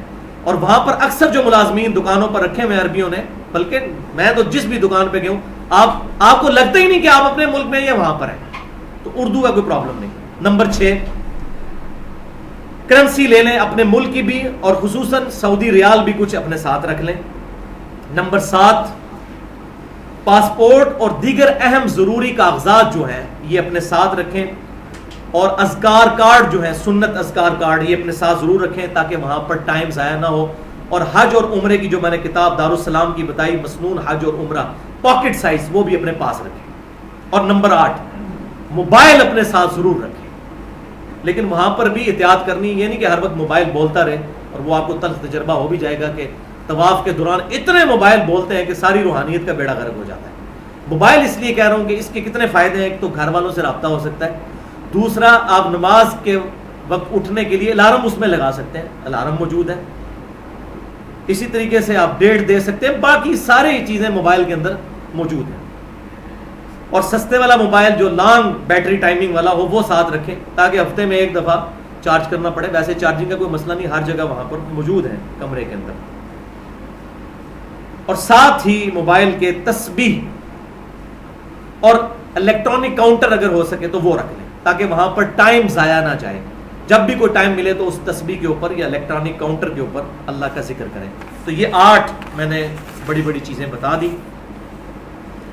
اب سوئی دھاگا، کینچی، شیشہ، صابن، نمک، مرچ، لوگ پتہ نہیں کیا کچھ لے کے جا رہے ہوتے ہیں، حالانکہ یہ تمام چیزیں وہاں سے سستی مل جاتی ہیں. صرف تک ہر چیز مل جاتی ہے. بھائیو، حج یا عمرہ پر جانے والے لوگوں کے لیے 2 پاسبلٹیز ہیں. نمبر 1 یہ کہ یہاں سے جانے والے لوگ انڈیا، پاکستان اور بنگلہ دیش سے اگر تو ابھی کافی سارے دن حج میں پڑے ہوئے ہوں تو وہ ڈائریکٹ مدینہ شریف پہلے جاتے ہیں اور پھر مدینے سے مکے کی طرف آتے ہیں. اور اگر لیٹ جائیں تو پہلے مکہ شریف جاتے ہیں. دونوں صورتوں میں جو میقات آئے گا وہاں پر پہنچ کر ہم نے احرام باندھنا ہوگا. میقات جو ہے، یہ میقات کی ٹرمنالوجی کو، اصطلاح کو سمجھ لیں. میقات اس جگہ کو بولتے ہیں کہ جہاں سے آپ احرام باندھے بغیر آگے نہیں جا سکتے اگر آپ کی عمرے اور حج کی نیت ہے تو. حج اور عمرے کی نیت نہیں پھر جا سکتے ہیں. یہ جو فقہ حنفی کے اندر یہ من گھڑت مسئلہ لوگوں نے داخل کر دیا کہ جی واجب ہو جاتا ہے جو میقات کو کراس کرے کہ اس نے عمرہ کرنا ہی کرنا ہے. بھائی جو عبادت خود نفلی ہے وہ واجب کیسے ہو سکتی ہے؟ اور اس کا ثبوت، یہ کریٹیکل بات تھی، میں حدیث کا ریفرنس دینے لگا ہوں. صحیح بخاری میں انٹرنیشنل نمبرنگ کے مطابق 1846 نمبر حدیث ہے، اور صحیح مسلم میں 3309 نمبر حدیث ہے. امام بخاری نے اس میں باب باندھا ہے کہ احرام کے بغیر مکے میں داخل ہونے کا جواز اگر حج اور عمرے کی نیت نہ ہو تو. اور حدیث یہ لے کر آئے کہ فتح مکہ کے موقع پر آپ صلی اللہ علیہ وسلم مکہ شریف میں اس حال میں داخل ہوئے تھے کہ احرام نہیں باندھا ہوا تھا، اور آپ صلی اللہ علیہ وسلم کے مبارک سر پر سیاہ رنگ کی پگڑی تھی، امامہ تھا کالے رنگ کا امامہ مبارک. اور ساتھ الفاظ ہے احرام بھی نہیں باندھا ہوا تھا. پگڑی باندھنا خود بخود ہی اناؤنسمنٹ ہے، کیونکہ پگڑی تو احرام کی حالت میں نہیں باندھ سکتے. لیکن شکر ہے دونوں الفاظ موجود ہیں، ورنہ تو مولوی بیچ میں گھس جاتا کہ جی پگڑی کا ذکر ہے احرام کا تو نہیں. اس میں الفاظ ہے بغیر احرام کے داخل ہوئے. لہٰذا یہ اس بات کا ثبوت ہے کہ جس کی حج اور عمرے کی نیت ہے وہی احرام باندھ کے جائے گا، ورنہ میقات کو کراس کرتا ہے تو کرے، کوئی عمرہ اس کے اوپر فرض نہیں ہے. تو جو لوگ یہاں سے ڈائریکٹ مکے جانے والے ہیں، ظاہر ہے کہ میقات تو آئے گا جہاز میں بیٹھے ہوئے، ہوائی جہاز کے اندر. اب کیا کریں؟ تو ایئرپورٹ پر جانے سے پہلے حاجی کیمپ میں ہی غسل کر سکتے ہیں، یا ایئرپورٹ پہ بھی غسل کرنے کا سلسلہ موجود ہے، کوئی پرابلم نہیں ہے. وہ میں آگے بتا بھی دیتا ہوں سٹیپس جو آئیں گے ان میں. بہرحال یہاں سے احرام باندھ لیں، لیکن کپڑے احرام کے جو باندھنے کے بعد نیت نہ کریں، صرف احرام باندھ دیں۔ انما الاعمال بالنیات، اعمال کا دار و مدار نیتوں پر ہے۔ ویسے بھی اگر یہ کوئی لباس احرام پہن لے تو وہ کوئی اس وقت احرام والا ڈکلیئر نہیں ہو جاتا جب تک کہ نیت نہ کرے، کیونکہ آپ صلی اللہ علیہ وسلم کا تو عمومی لباس بھی یہی تھا، کبھی کرتا اور نیچے تہمد اور کبھی تہمد اور اوپر چادر، یہ عام لباس بھی تھا آپ صلی اللہ علیہ وسلم کا۔ تو میقات سے پہلے جہاز کے اندر جب آپ مکے کی طرف جا رہے ہیں، مدینہ شریف جا رہے ہیں، پھر تو پرابلم ہی کوئی نہیں ہے، پھر تو آپ بسوں میں آئیں گے تو میقات جب آئے گا وہ بتا دیں گے، وہاں پر غسل خانے بہت زبردست بنے ہوئے ہیں، وہاں پر بڑی آسانی کے ساتھ احرام باندھا جا سکتا ہے۔ یہاں پر احرام باندھ کر بیٹھ جائیں ہوائی جہاز میں، تقریباً 20-25 منٹ پہلے ہوائی جہاز میں اناؤنسمنٹ ہوگی کہ میقات آنے والا ہے، لہٰذا سب لوگ اپنی اپنی نیت کر لیں۔ پھر جہاز میں لوگ اپنی نیت کر لیں گے، اور نیت کے الفاظ بھی آگے آ رہے ہیں، میں بتا دوں گا کیا ہے۔ تو یہ سارا معاملہ ہوگا۔ اب میقات 5 میقات آپ صلی اللہ علیہ وسلم نے ڈکلیئر کیے ہیں مختلف سمتوں سے آنے والوں کے لیے۔ ہمارے جو یہاں سے جانے والے لوگ ہیں، انڈیا، پاکستان، بنگلہ دیش، Afghanistan, Malaysia, Indonesia, China, Sri Lanka, یمن، ایران، یہ سارا یعنی سمجھ لیں 70% مسلمانوں کا جو میقات ہے وہ ہے یلملم۔ یہ 92 کلومیٹر خانہ کعبہ سے پہلے آتا ہے۔ یلملم ایک جگہ کا نام ہے۔ یہ بخاری اور مسلم دونوں میں 5 میقات آپ صلی اللہ علیہ وسلم نے خود بتا دیے کہ جو اس طرف سے آئیں گے وہ یہ میقات ہے، اس موقع پر پہنچ کے یا اس سے پہلے احرام باندھ رہے ہیں۔ اسی طریقے سے جو مدینہ شریف سے آتے ہیں، تو اب حاجی جو بہت پہلے چلے جاتے ہیں مدینہ شریف جاتے ہیں، پھر وہاں سے آتے ہوئے مکہ شریف سے تقریباً 126 کلومیٹر پہلے ذوالحلیفہ ایک جگہ ہے جسے بئر علی بھی کہتے ہیں، سیدنا علی رضی اللہ تعالیٰ عنہ کی نسبت کی وجہ سے وہاں پر ایک کنواں بھی ہے، بئر علی۔ تو وہاں پر احرام باندھا جاتا ہے۔ وہاں بہت بڑی مسجد اور غسل خانے اور وضو خانے انہوں نے بنائے ہوئے ہیں، خود بخود بسیں وہاں پر رک جائیں گی اور وہاں پر آپ پھر غسل کر کے سارا احرام وغیرہ باندھ لیں گے۔ اسی طریقے سے شام اور مصر کی طرف سے آنے والے لوگ جو ہیں وہ جحفہ نامی ایک جگہ ہے، وہاں سے احرام باندھیں گے، اسی طریقے سے باقی جگہ بھی۔ اب یہاں پر 3 ٹرمز سمجھ لیجئے۔ نمبر 1 ہے آفاقی۔ آفاقی وہ لوگ ہیں جو کہ میقات کی حدود سے باہر حج اور عمرے کے لیے آئیں گے، جیسے ہم لوگ یہاں سے جانے والے ہیں، ہم ہیں آفاقی۔ دوسری ٹرم ہے اہل حل۔ اہل حل، اہل حل وہ لوگ ہیں جو حرم کے تو نہیں رہنے والے لیکن میقات اور حرم کے درمیان رہتے ہیں، وہاں پر ہی رہتے، رہنے والے ہی وہاں کے۔ تو اب وہ لوگ میقات واپس نہیں جائیں گے احرام باندھنے کے لیے، ان کا گھر ہی ان کا میقات ہے۔ اور تیسرے ہیں اہل حرم، جو کہ حرم کے اندر رہنے والے لوگ ہیں، مکہ شریف کی جو پوری آبادی ہے اس کے اندر، ان کا اپنا گھر ہی ان کا میقات ہوگا۔ تو صرف آفاقی جو لوگ ہیں وہ میقات پہ جا کر احرام باندھیں گے۔ لہذا یہ میں نے تینوں ٹرمز بھی کلیئر کر دی۔ اب حج یا عمرہ کرنے والے لوگ میقات پر پہنچ کر 5 کام کریں گے۔ نمبر 1 غسل کریں۔ یہ سنت ہے، ضروری نہیں۔ اگر کسی نے غسل نہ بھی کیا، یہ اس طرح نہیں ہے جیسے نماز پڑھنے سے پہلے وضو کرنا ہوتا ہے، لیکن پریفریبل ہے۔ لیکن احرام باندھنے کے بعد بعض لوگ 2 نفل پڑھتے ہیں، یہ کسی ضعیف روایت سے بھی ثابت نہیں ہے۔ غسل کریں، یہ پہلا کام۔ نمبر 2 جسم پر خوشبو لگا لیں احرام باندھنے سے پہلے۔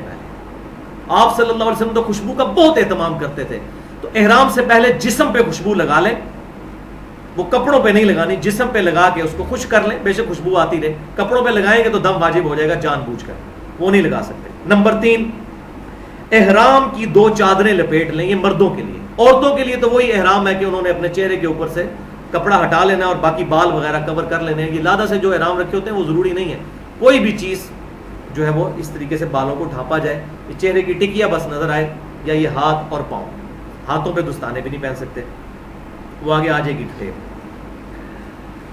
تو یہ 2 چادریں، اس کے بعد پلس یہ ہے کہ ایسی جوتیاں پہننی ہیں جو ٹخنے ننگے رکھے، یعنی ہوائی چپل، یہ مردوں نے بھی اور عورتوں نے بھی۔ نمبر 4 اب آپ نے نیت کرنی ہے۔ اگر تو آپ حج تمتع کر رہے ہیں تو ظاہر ہے پہلے عمرے کی نیت ہوگی، وہ بعد میں حج کی نیت دوبارہ ہوگی، اور اگر حج قران کر رہے ہیں تو پھر ایک ہی نیت میں دونوں کی اکٹھی نیت کرنی ہوگی، اس میں احرام نہیں کھولا جاتا۔ تو 99% لوگ تو حج تمتع کرتے ہیں. یہ نیت ہوگی اللہم لبیک عمرہ، اے اللہ میں حاضر ہوں عمرہ کرنے کے لیے، اردو میں بھی بول سکتے ہیں. اور حج قران ہوگا تو ہوگا اللہم لبیک عمرتن و حجن، میں عمرہ اور حج دونوں کی ایک ساتھ نیت کرتا ہوں. نمبر 5، جیسے ہی یہ نیت کی بلند آواز سے کم از کم ایک دفعہ پڑھنا ہے لبیک اللہم لبیک لبیک لا شریک لک لبیک ان الحمد والنعمت لک والملک. یہ صحیح بخاری اور صحیح مسلم میں ثابت ہے، بلند آواز سے مردوں نے، لیکن عورتوں نے آہستہ آواز سے. اس میں کوئی واضح حدیث تو موجود نہیں ہے، اشارے ضرور ملتے ہیں. بخاری اور مسلم کی متفق علیہ حدیث ہے، اگر امام کو غلطی لگ جائے تو مرد سبحان اللہ کہہ کے اس کو غلطی کی طرف متوجہ کریں گے، اور عورتیں جو ہے اپنے یوں ہاتھ پہ ہاتھ مار کے، وہ زبان سے نہیں بولیں گے. تو عورت کی زبان کا بھی پردہ ہے اس حوالے سے. تو بلند آواز سے نہیں، لیکن اتنی آواز سے عورتیں بھی ضرور کہیں گے کہ وہ اپنے کان ان کے خود سنیں. نماز بھی اتنی آواز میں پڑھنا ضروری ہوتی ہے. اس کے علاوہ بھی بخاری اور مسلم میں 2 اور تلبیہ بھی موجود ہیں، اللہ اکبر اللہ اکبر اللہ اکبر، یہی پڑھتے جائیں. لا الہ الا اللہ لا الہ الا اللہ لا الہ الا اللہ، یہ بھی تلبیہ کے الفاظ موجود ہیں. اللہم لبیک لبیک اللہم لبیک، حاضر ہوں اے میرے اللہ میں حاضر ہوں. لبیک لا شریک لک لبیک، حاضر ہوں میں اے اللہ تیرا کوئی شریک نہیں، میں حاضر ہوں.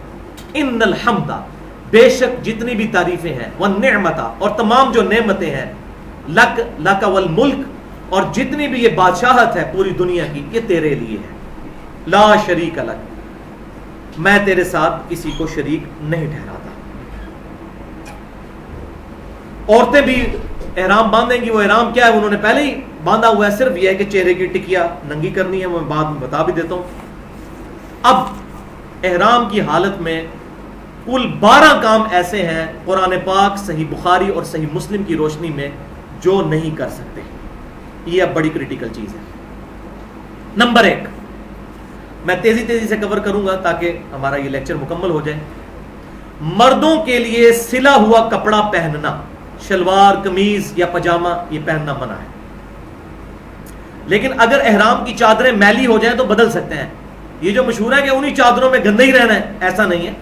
چادر آپ کوئی اور باندھ لیں، اس کو کھول دیں. یہ نہیں کہ وہی کپڑے باندھ کے رکھنے ہیں، وہ کپڑے اس طرح کے ہونے چاہیے. آپ بے شک 3 چادریں بدلیں. اور تولیے والا احرام ہو تو سردیوں میں ذرا آسانی رہتی ہے، ٹھنڈ سے بھی بچت ہو جاتی ہے. اور رات کو سوتے وقت صرف چہرے کے اوپر کپڑا نہ ہو، باقی پورے جسم کے اوپر کمبل وغیرہ بھی اوڑھا جا سکتا ہے، اس میں کوئی حرج نہیں ہے. نمبر 2 سر پر ٹوپی، کپڑا، پگڑی یعنی امامہ وغیرہ یہ نہیں باندھ سکتے. یہ حج کا پروٹوکول ہے احرام میں اور عمرے کا بھی. نمبر 3 جسم یا کپڑوں پر خوشبو لگانا، یہ کام نہیں کر سکتے. لیکن صحیح مسلم میں حدیث موجود ہے کہ نہا سکتے ہیں. یہ جو مشہور ہے کہ نہا ہی نہیں سکتے، گندے ہی رہیں، ایسی کوئی بات نہیں.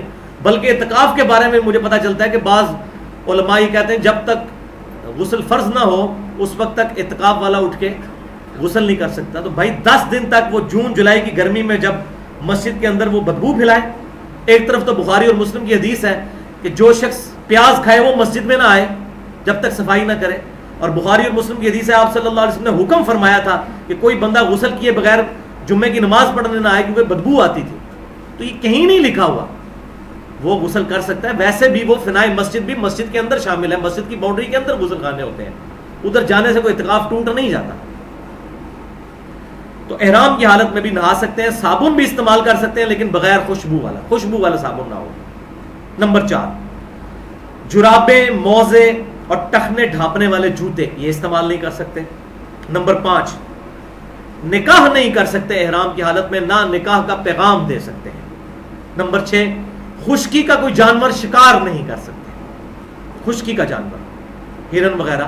اب یہ ہمیں باتیں عجیب لگ رہی ہوں گی، ظاہر ہے کہ بھائی جو لوگ 4 مہینے پیدل سفر کر کے جاتے تھے، راستے میں کئی ہرنیں آتی ہوں گی ان کے سامنے، جیسا کہ سورۃ المائدہ میں آیا کہ اللہ تعالیٰ فرماتا ہے ہم احرام کی حالت میں تمہیں آزمائیں گے، جانوروں کے ذریعے تمہارے آگے پھر رہے ہوں گے، پھر دیکھیں گے کون احرام کی پابندی پوری کرتا ہے. جیسا کہ بنی اسرائیل کو آزمایا تھا کہ ہفتے والے دن ہی ساری مچھلیاں آتی تھیں اور وہ پھر انہوں نے ہیلا بازی کی اور اللہ تعالیٰ نے ان کو کونوا قردۃ خاسئین، پھٹکارے ہوئے بندر بنا دیا۔ تو اس طرح مسلمانوں میں بھی آزمائشیں اس اعتبار سے آتی تھی۔ شکر ہے اس آزمائش سے ہم لوگوں کو اللہ تعالیٰ نے محفوظ رکھا ہے کہ یہاں سے جہاز میں بیٹھے اور سیدھا وہاں پہنچ گئے۔ نمبر 7، بال کٹوانا یا مونڈنا۔ کسی نے کو عادتاً کو داڑھی کا ایک آدھ بال نکال لیا یا سر کا، وہ نہیں، مکمل طور پہ سر کے بال اچھا خاصا حصہ ریموو کر دینا یہ منع ہے، اور یہ اس میں سے کوئی بھی کام کیا جائے گا تو پھر اس میں فدیہ دینا پڑے گا، وہ آگے آ رہا ہے۔ ایون غیر ضروری بال بھی صاف نہیں کر سکتے۔ نمبر 8، ناخن کاٹنا، یہ بھی نہیں کر سکتے۔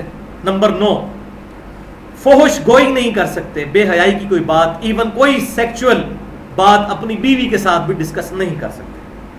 نمبر 10، بیوی کے ساتھ ازدواجی تعلق یہ قائم نہیں کر سکتے۔ نمبر 11، لڑائی جھگڑا اور دیگر کبیرہ گناہوں سے مکمل پرہیز کرنا ہے احرام کی حالت میں۔ اور نمبر 12، چہرے پر کپڑا یا نقاب وغیرہ یا ہاتھ میں دستانے نہیں پہننے۔ اب یہاں پہ میں وہ مسئلہ کلیئر کر دوں۔ صحیح بخاری میں انٹرنیشنل نمبر کے مطابق 1838 نمبر حدیث ہے کہ آپ صلی اللہ علیہ وسلم نے حکم فرمایا کہ احرام کی حالت میں عورتیں اپنے چہروں پر نقاب نہ ڈالیں، یہ الفاظ ہیں، اور نہ ہاتھوں میں دستانے پہنیں احرام کی حالت میں۔ اس کی ٹیکنیکل ریزن کیا ہے وہ میں بعد میں بتا دیتا ہوں۔ اس کے ساتھ ہی ظاہر ہے کہ اتنا بڑا مجمع اور رش ہوتا ہے، اس میں اگر اس طریقے سے نقاب شروع کروایا جائے تو لوگوں کے لیے بڑی پرابلم کھڑی ہو جائے۔ تو اللہ تعالیٰ نے آسانی دی ہے اور دوسری طرف آزمائش بھی رکھی ہے کہ نگاہوں کی حفاظت کرنی ہے، جو سورہ نور میں آیا کہ مسلمان مردوں کو حکم دو کہ اپنی نگاہیں نیچی رکھیں، اور مسلمان عورتوں کو حکم دو کہ وہ اپنی نگاہیں نیچی رکھیں۔ اب یہاں بعض لوگوں نے ایک حدیث جو کہ بالکل اصول محدثین پر پکی مردود روایت تھی، اس کو اپنی کتابوں میں لکھا، اور میں سمجھتا ہوں اگر ان کو یہ بات پتہ تھی کہ روایت ضعیف ہے تو انہوں نے علمی خیانت کی ہے صرف اپنا مسئلہ ثابت کرنے کے لیے۔ اور وہ سنن ابی داؤد میں انٹرنیشنل نمبر کے مطابق 1833 نمبر حدیث ہے۔ سیدہ عائشہ رضی اللہ تعالیٰ عنہ سے یہ روایت ہے رضی اللہ تعالیٰ عنہا کہ ہم لوگ احرام کی حالت میں تھے، جب قافلے ہمارے پاس سے گزرتے تھے تو چونکہ ہمارے چہرے ننگے ہوتے تھے تو ہم قافلوں سے پردہ کرنے کے لیے اپنے چہروں کے آگے چادروں کو لٹکا لیا کرتے تھے گھونگھٹ کے طور پر۔ تو کہتے ہیں دیکھیں عورتوں نے اس حالت میں بھی پردہ کرنا ہے۔ اسی وجہ سے ایک بدعت بھی لوگوں نے ایجاد کی ہے، وہ پی کیپ پہنی ہوتی ہے یوں کر کے عورتوں کو، خصوصاً ہمارے یہ خیبر پختونخوا کے جو لوگ ہیں انہوں نے بڑی بڑی پی کیپ عورتوں کو، اور آگے وہ چھجے بنا کے تو ایسے وہ کپڑے لٹکائے ہوتے ہیں، عجیب عورتوں کو انہوں نے جو ہے وہ عجوبہ بنایا ہوا ہوتا ہے کہ جی ہم چہرے پہ ٹچ تو نہیں کر رہا نا، یہ وہی ہیلے بازی ہیں، ٹھیک ہے۔ تو اس حدیث سے سہارا لیتے ہیں۔ بھائیو جب حدیث ثابت ہی نہیں ہے، اس حدیث میں وہ راوی ہے کہ جو علم حدیث کے بچے کو پتا ہے کہ یہ راوی مردود متروک اور ضعیف ترین اور مختلف فی راوی ہے، اس کا نام ہے یزید بن ابی زیاد، یہ مشہور راوی ہے، پکا ضعیف راوی، ایون حنفی بھی مانتے ہیں ضعیف ہے اور اہل حدیث بھی کہتے ہیں ضعیف ہے۔ اور اس حدیث کو شیخ البانی رحمہ اللہ نے بھی ضعیف کہا، اور دور حاضر میں ہمارے پاکستان میں بہت بڑے اسماء و رجال کے عالم شیخ زبیر علی زئی صاحب، انہوں نے بھی اس حدیث کو ضعیف کہا ہے۔ آج کل بیمار ہیں، کل ہی میری فون پہ بات ہوئی، آئی سی یو سے ان کو شفٹ کیا ہے شفا انٹرنیشنل میں سے، اب وارڈ کے اندر، آپ دعا کریں اللہ تعالیٰ ان کو شفا عطا فرمائے۔ فالج کا اٹیک ہوا تھا لیکن ابھی زبان ان کی نہیں چل رہی، دماغ صحیح طریقے سے کام کر رہا ہے، ہاتھ کے اشاروں سے لکھ کے بات کرتے ہیں۔ انہوں نے بھی اس حدیث کو ضعیف کہا۔ تو یزید بن ابی زیاد اس میں ضعیف راوی ہے، جو مدلس بھی ہے، مختلط بھی ہے۔ تو یہ روایت ہی فارغ ہو گئی جس کی بنیاد پہ یہ سارے کا سارا ڈرامہ رچایا ہوا تھا، لہٰذا یہ کوئی روایت نہیں، اور ویسے بھی بخاری سے ٹکرا رہی سیدھی بخاری میں جب حکم دے رہے ہیں آپ صلی اللہ علیہ وسلم کے چہرے پہ نقاب نہیں رکھنا، تو یہ روایت کیسے صحیح ہو سکتی تھی؟ اب اس کے الٹ میں ایک اور روایت بتاتا ہوں، صحیح بخاری اور صحیح مسلم کے متفق علیہ حدیث ہے۔ صحیح بخاری میں انٹرنیشنل نمبر کے مطابق 1855، صحیح مسلم میں 3251۔ یہ اور مسئلہ کھول دے گی کہ احرام کی حالت میں چہرہ کھلا رکھنا ہے، کہ سیدنا فضل ابن عباس رضی اللہ تعالیٰ عنہ حضور کے چچا زاد لگتے تھے، اور آپ صلی اللہ علیہ وسلم کے کزن، چھوٹی عمر کے تھے، بڑے گورے چٹے تھے۔ صحابی روایت کرتے ہیں کہ وہ نبی صلی اللہ علیہ وسلم کے ساتھ پیچھے بیٹھے ہوئے تھے اونٹنی میں، اتنے میں ایک عورت حجۃ الوداع کے موقع پر ایک مسئلہ پوچھنے کے لیے آئی تو وہ فضل ابن عباس اس عورت کو گھورنا شروع کر دیا. انہوں نے ظاہر نوجوان تھے, عورت کا چہرہ کھلا ہوا تھا تو وہ گھور رہے تھے. تو نبی صلی اللہ علیہ وسلم نے یوں ہاتھ پیچھے کر کے ان کا چہرہ پکڑ کے یوں کر کے دوسری طرف پھیر دیا. پھر تھوڑی دیر بعد وہ دیکھنا شروع ہو گئے. آپ صلی اللہ علیہ وسلم کو چونکہ پیچھے بھی نظر آتا تھا, یہ بات یاد رکھیے گا, بخاری اور مسلم کی متفق علیہ حدیث ہے, آپ صلی اللہ علیہ وسلم کی یہاں پر آنکھ نہیں تھی لیکن آپ کو 360 ڈگری کا ویژن نظر آتا تھا, یہ آپ کا معجزہ تھا. تو آپ صلی اللہ علیہ وسلم کو پیچھے نظر آ رہا تھا کہ یہ کیا حرکت کر رہا ہے پیچھے بیٹھ کے, نبی کے پیچھے بیٹھ کے. آپ یہ اندازہ کریں کہ یہ دین پہ چلنا پل اسرات پہ چلنا ہے, اتنا آسان کام نہیں ہے. تو وہ نبی صلی اللہ علیہ وسلم سے مسئلہ کوئی پوچھنے لگی تو وہ دیکھنا شروع ہوئے, حضور نے یوں کیا, پھر حضور نے جب بات شروع کی پھر وہ دیکھنا شروع کر دیا. تو نبی صلی اللہ علیہ وسلم نے 2-3 دفعہ ان کا یوں چہرہ پکڑ کے دوسری طرف پھیر دیا. تو اس حدیث سے بھی پتا چلا کہ وہ عورت کا چہرہ کھلا ہوا تھا. یہ صحیح بخاری میں بھی صحیح مسلم میں نے اس کا ریفرنس دے دیا الحمدللہ. اب آ جائیں جناب فدیہ اور دم. یہ اکثر آپ سنتے ہیں دم واجب ہو جاتا ہے, دم ہو جاتا ہے. یہ دم کس بلا کا نام ہے؟ فدیہ عربی میں اس کو ہم کہتے ہیں. یہ جتنے میں نے 12 کام بتائے ان میں سے کوئی کام بھی جان بوجھ کر کیا جائے تو فدیہ واجب ہو جائے گا. بھول کر ہو گیا تو کوئی فدیہ نہیں. جیسا کہ صحیح بخاری اور مسلم کی متفق علیہ حدیث ہے, جس نے روزے کی حالت میں بھول کر کھا پی لیا تو اللہ نے اسے کھلایا اور پلایا, روزہ نہیں اس کا ٹوٹے. لیکن ان 12 میں سے ایک کام ایسا ہے کہ وہ بھول کر بھی ہوا تو پورا حج ہی برباد, حج اگلے سال دوبارہ کرنا پڑے گا, اور وہ ہے میاں بیوی کا ازدواجی تعلق یعنی انٹر کورس. اور ظاہر یہ اتنا عجیب و غریب کام ہے کہ یہ بھول کے تو نہیں ہو سکتا, یہ تو امپاسبل ہے, یہ جان بوجھ کے ہی ہوتا ہے. تو باقی سارے معاملات جو ہیں وہ بھول کے ہو سکتے ہیں. کسی بندے نے جو ہے وہ بھول کے چہرے پر رات کو سوتے وقت کمبل اوپر لے لیا, جس طرح ہم لوگ جب گئے تھے 2007 کے اندر, تو سردیاں تھی منا میں, ہم نے کمبل اوڑے ہوئے تھے. تو بعض اوقات ایسے ہو جاتا تھا کہ رات کو نیند کی حالت میں اوپر ہو رہے تھے, دوسرا یاد کرواتا تھا بھائی نیچے کرو اسے, یہ الگ بات ہے. تو دم اور فدیہ سورۃ البقرہ کی آیت نمبر 186 میں موجود ہے, 196 میں, اور صحیح بخاری اور صحیح مسلم دونوں میں موجود ہے. بخاری میں 1814 اور صحیح مسلم میں 2881. کعب بن عجرہ رضی اللہ تعالیٰ عنہ کہتے ہیں کہ میرے ساتھ ایسا معاملہ ہوا کہ میں احرام کی حالت میں تھا لیکن میرے سر میں جوئیں پڑ گئی. اتنی جوئیں پڑی کہ میں جب کوئی کام کر رہا ہوتا تھا تو میرے سر سے جوئیں ٹپک رہی ہوتی تھی, نیچے گر رہی ہوتی تھی. تو نبی صلی اللہ علیہ وسلم میرے پاس آئے تو میں نے ان کو شکایت کی, یا رسول اللہ علیہ وسلم میری حالت آپ دیکھ رہے ہیں اور ابھی تو بڑے دن پڑے ہیں, احرام کھولنے کے وقت جا کے کہیں سر کے بال مڑانے ہوں گے. تو اللہ تبارک و تعالیٰ کو اپنے اس بندے پر رحم آیا. اس وقت نبی صلی اللہ علیہ وسلم پر یہ آیات نازل ہوئی الحمدللہ. اور کتنی بڑی سعادت اس صحابی کے لیے, ان کے سوال پر آیات قرآن کی نازل ہوئی. سورۃ البقرہ آیت نمبر 196. تو آپ صلی اللہ علیہ وسلم نے ان کو فرمایا کہ اس طرح کرو, تم اپنے سر کے بال مونڈ دو, جوئیں بہت زیادہ صاف کر دو, لیکن چونکہ اب یہ تم نے کام ایسا کیا جو احرام کی حالت میں نہیں کر سکتے, مجبوراً کرنا پڑا ہے, تو اب ایک قربانی حرم کی حدود میں جا کر ایک بکری قربان کرنی ہے تم نے, اور اس کا گوشت وہیں پر غربا میں تقسیم کرنا ہے, خود نہیں کھانا. یہ وہ دوسری قربانی نہیں جو آپ خود بھی کھا سکتے ہیں. یہ دم والی قربانی جو ہے یہ آپ نے غریبوں میں ہی مال سارا اور حرم کی حدود میں دینی ہے, اور کہیں نہیں, اپنے گھر میں نہیں. تو اگر یہ نہ دے سکو تو آپ صلی اللہ علیہ وسلم نے فرمایا پھر 6 مساکین کو کھانا کھلا دو, اور پر ہیڈ 1.25 کلو غلہ ان کو دے دو. آج کے اعتبار سے 1.25 کلو, اس میں تو حدیث میں 100 کے لفظ ہیں, تو آج کل کے اعتبار سے 1.25 کلو گندم یا اس کی ایکویلنٹ رقم اس کو دے دی جائے, اور یا پھر 3 روزے مسلسل رکھ لیے جائیں.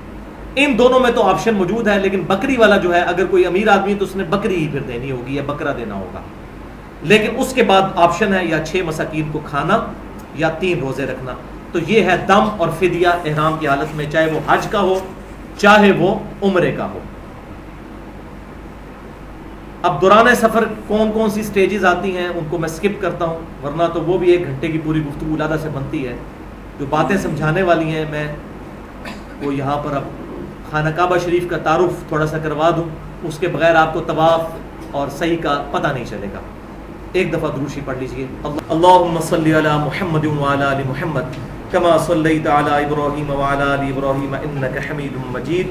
اللہم بارک علی محمد وعلی آل محمد کما بارکت علی ابراہیم وعلی آل ابراہیم انک حمید مجید. بھائیوں اب حرم کا ذرا تعارف ہو جائے. خانہ کعبہ جو ہم اپنی ویڈیوز میں انٹرنیٹ کے ذریعے یا سعودی عرب کے چینل کے ذریعے ایک گھر دیکھتے ہیں جس پہ کالا غلاف چڑھا ہوا ہوتا ہے, اسے ہم کہتے ہیں خانہ کعبہ اپنی لینگویج کے اندر.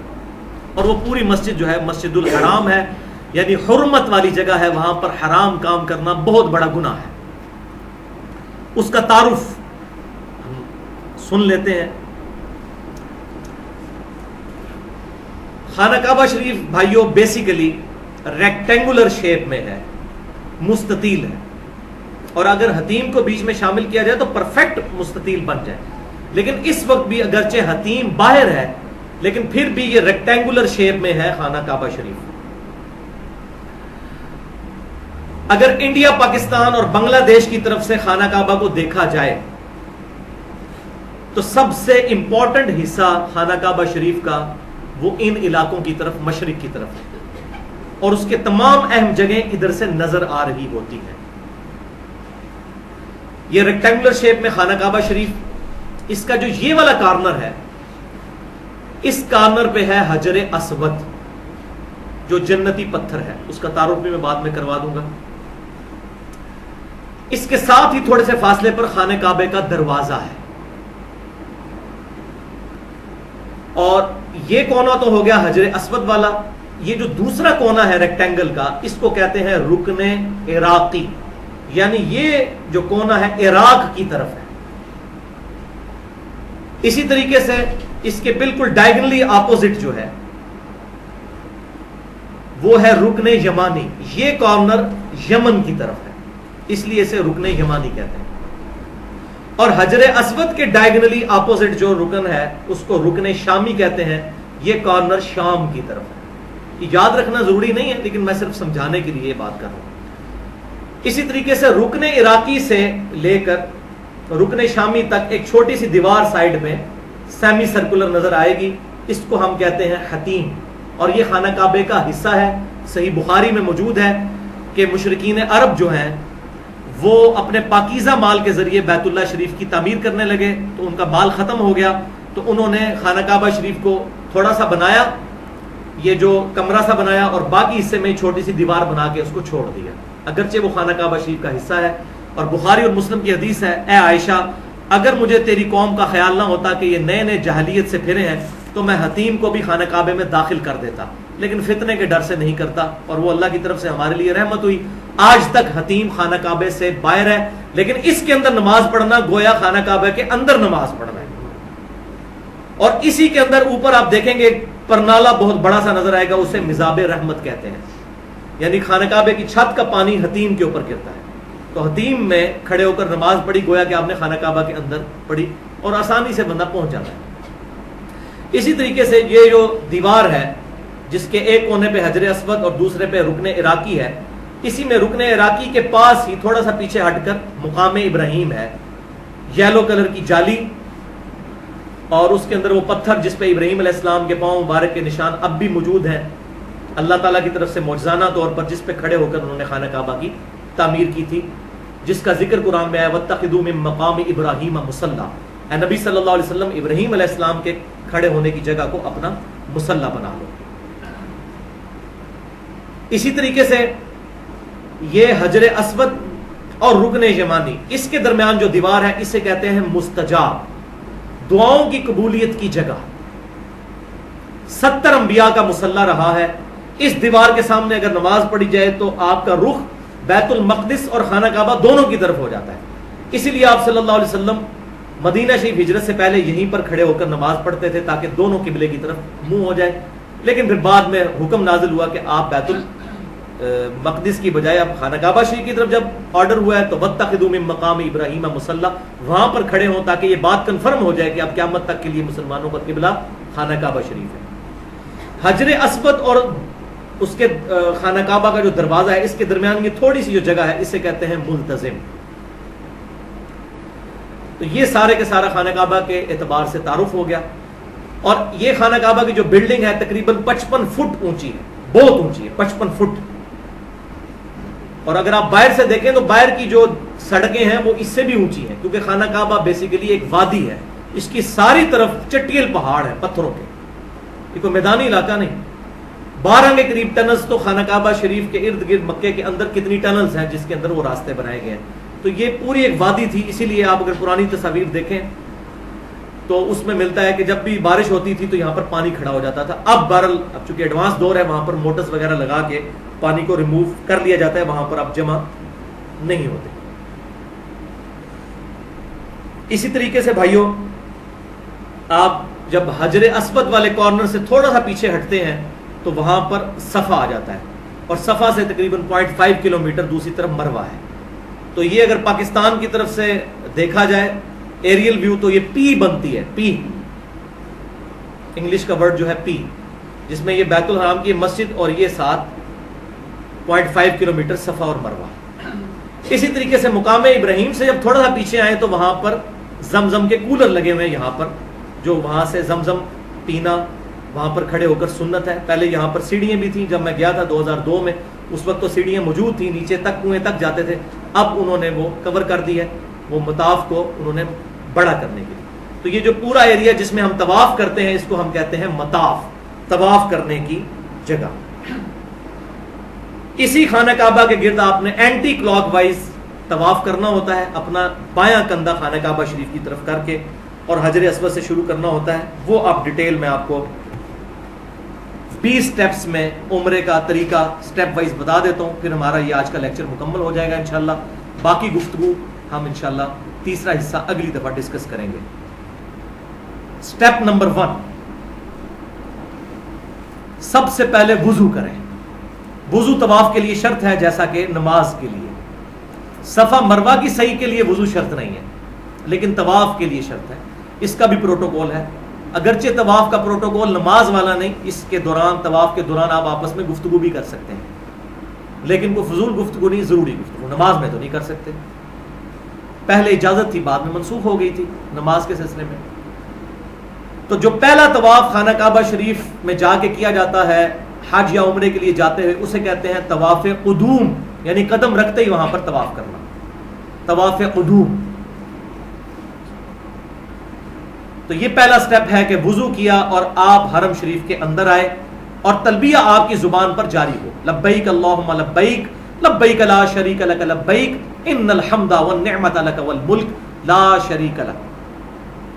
یہ تلبیہ پڑھتے ہوئے آپ حجر اسود والے کارنر کی سیدھ میں پہنچ جائیں، اور جیسے ہی حجر اسود کی سیدھ میں پہنچیں تو تلبیہ پڑھنا بند کر دیں. حجر اسود کہ بالکل اپوزٹ سامنے بلڈنگ کے اوپر سبز رنگ کی ٹیوب لائٹ لگی ہوگی، اور زمین کے اوپر بھی پہلے کالے کلر کی انہوں نے وہ ٹیپ لگائی ہوئی تھی، پتہ چل جاتا تھا یہ حجر اسود کی سیدھ میں لائن ہے، یہاں سے آپ نے طواف شروع کرنا ہے. وہاں پر پہنچتے ہی تلبیہ بند کر دینا سنت ہے.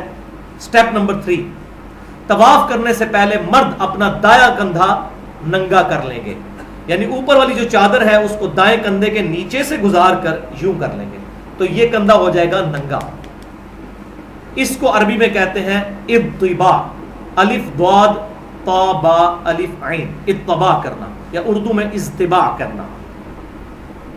یہ مردوں نے کرنا ہے، اور یہ صرف عمرے کے طواف کے لیے، اور کسی طواف کے لیے نہیں، صرف عمرے کے طواف کے لیے. نماز بھی جب پڑھیں گے بعد میں تو یہ کندھا ڈھانپنا ہے، کیونکہ بخاری اور مسلم میں حدیث ہے کوئی شخص اس حال میں نماز نہ پڑھے کہ اس کے کندھے پر کپڑا نہ ہو. نماز نہیں ہوگی اور لوگ وہاں پر اسی طریقے سے اتباع کی حالت میں ہی نماز بھی پڑھ رہے ہوتے ہیں اور صحیح بھی اسی طریقے سے کر رہے ہوتے ہیں. تو یہ کرنا ہے اتباع. سٹیپ نمبر 4، حجر اسود کو بوسہ دیں، جو تقریباً امپاسبل ہے. تو اس کا ایکسیپشن بھی موجود ہے کہ حجر اسود کو ہاتھ لگا کر پریکٹیکلی ہاتھ کو چوم لینا. بخاری اور مسلم میں موجود ہے آپ نے چھڑی لگا کر بھی چھڑی کو چوما، لیکن وہ ٹچ کرنے کی صورت میں ہے. اور تیسرا طریقہ جو آسان ہے کہ صرف دائیں ہاتھ سے یوں اس کو اشارہ کرنا ہے دور سے حجر اسود کو. ایسے پھر نہیں کرنا، یہ ایسے اشارہ کر کے چومنا تو تب ہے جب آپ ہاتھ لگا لیں. جب آپ نے صرف اشارہ کرنا ہے تو پھر ایسے اشارہ کرنا ہے حجر اسود کو، یہ اس کا ایکویلنٹ ہو جائے گا. اور اس عمل کو کہتے ہیں استلام کرنا. حجر اسود کو چومنا، یا ہاتھ لگا کر ہاتھ کو چومنا، یا دور سے اشارہ کرنا، یہ تینوں صورتیں استلام کہلاتی ہیں. اسٹیپ نمبر 5، ہر استلام کے ساتھ حجر اسود کی طرف ہاتھ اٹھا کر اللہ اکبر یا بسم اللہ اللہ اکبر کہنا ہے، اللہ اکبر ایسے۔ اسٹیپ نمبر 6، کعبہ کو اپنی بائیں جانب کر لیں اور اینٹی کلاک وائز چکر لگانا شروع کر دیں، اور یہ طواف کے چکر جو 7 ہیں 7 کے 7 چکر حتیم کے باہر لگانے، کیونکہ حتیم بھی خانہ کعبہ کا حصہ ہے، اور ظاہر ہے کہ وہاں پر وہ ویسے بھی انہوں نے شرطیں کھڑے کیے ہوتے ہیں، حتیم میں کوئی گھس نہیں سکتا اس طریقے سے، تھوڑا سا ہی راستہ ہوتا ہے، باہر سے ہی طواف ہو رہا ہوتا ہے۔ اینٹی کلاک وائز چکر لگانا شروع کر دیں۔ اسٹیپ نمبر 7، پہلے 3 چکروں میں مرد حضرات جو ہیں وہ اکڑ کر چلیں گے، چھوٹے چھوٹے قدم اٹھاتے ہوئے تھوڑا تیز۔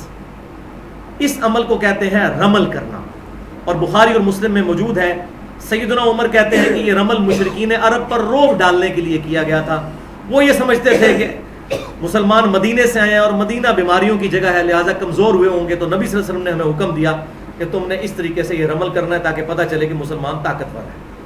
تو سیدنا عمر نے کہا اس کی اب ضرورت نہیں، کیونکہ اللہ تعالیٰ نے مسلمانوں کو غلبہ دے دیا ہے، لیکن ساتھ ہی کہا کہ میں اس سنت کو چھوڑنا پسند نہیں کرتا، کیونکہ میرے محبوب نے کی تھی تو میں وہ کام کروں گا، الحمدللہ صلی اللہ علیہ وسلم۔ تو پہلے 3 چکر 7 چکروں میں سے رمل کرنا ہے۔ سٹیپ نمبر 8، جیسے ہی رکن یمانی پر پہنچے تو ہاتھ سے اسے چھوئیں، جو حجر اسود کے ساتھ ایڈجسنٹ تھا، رکن عراقی کے ڈائگنل سامنے،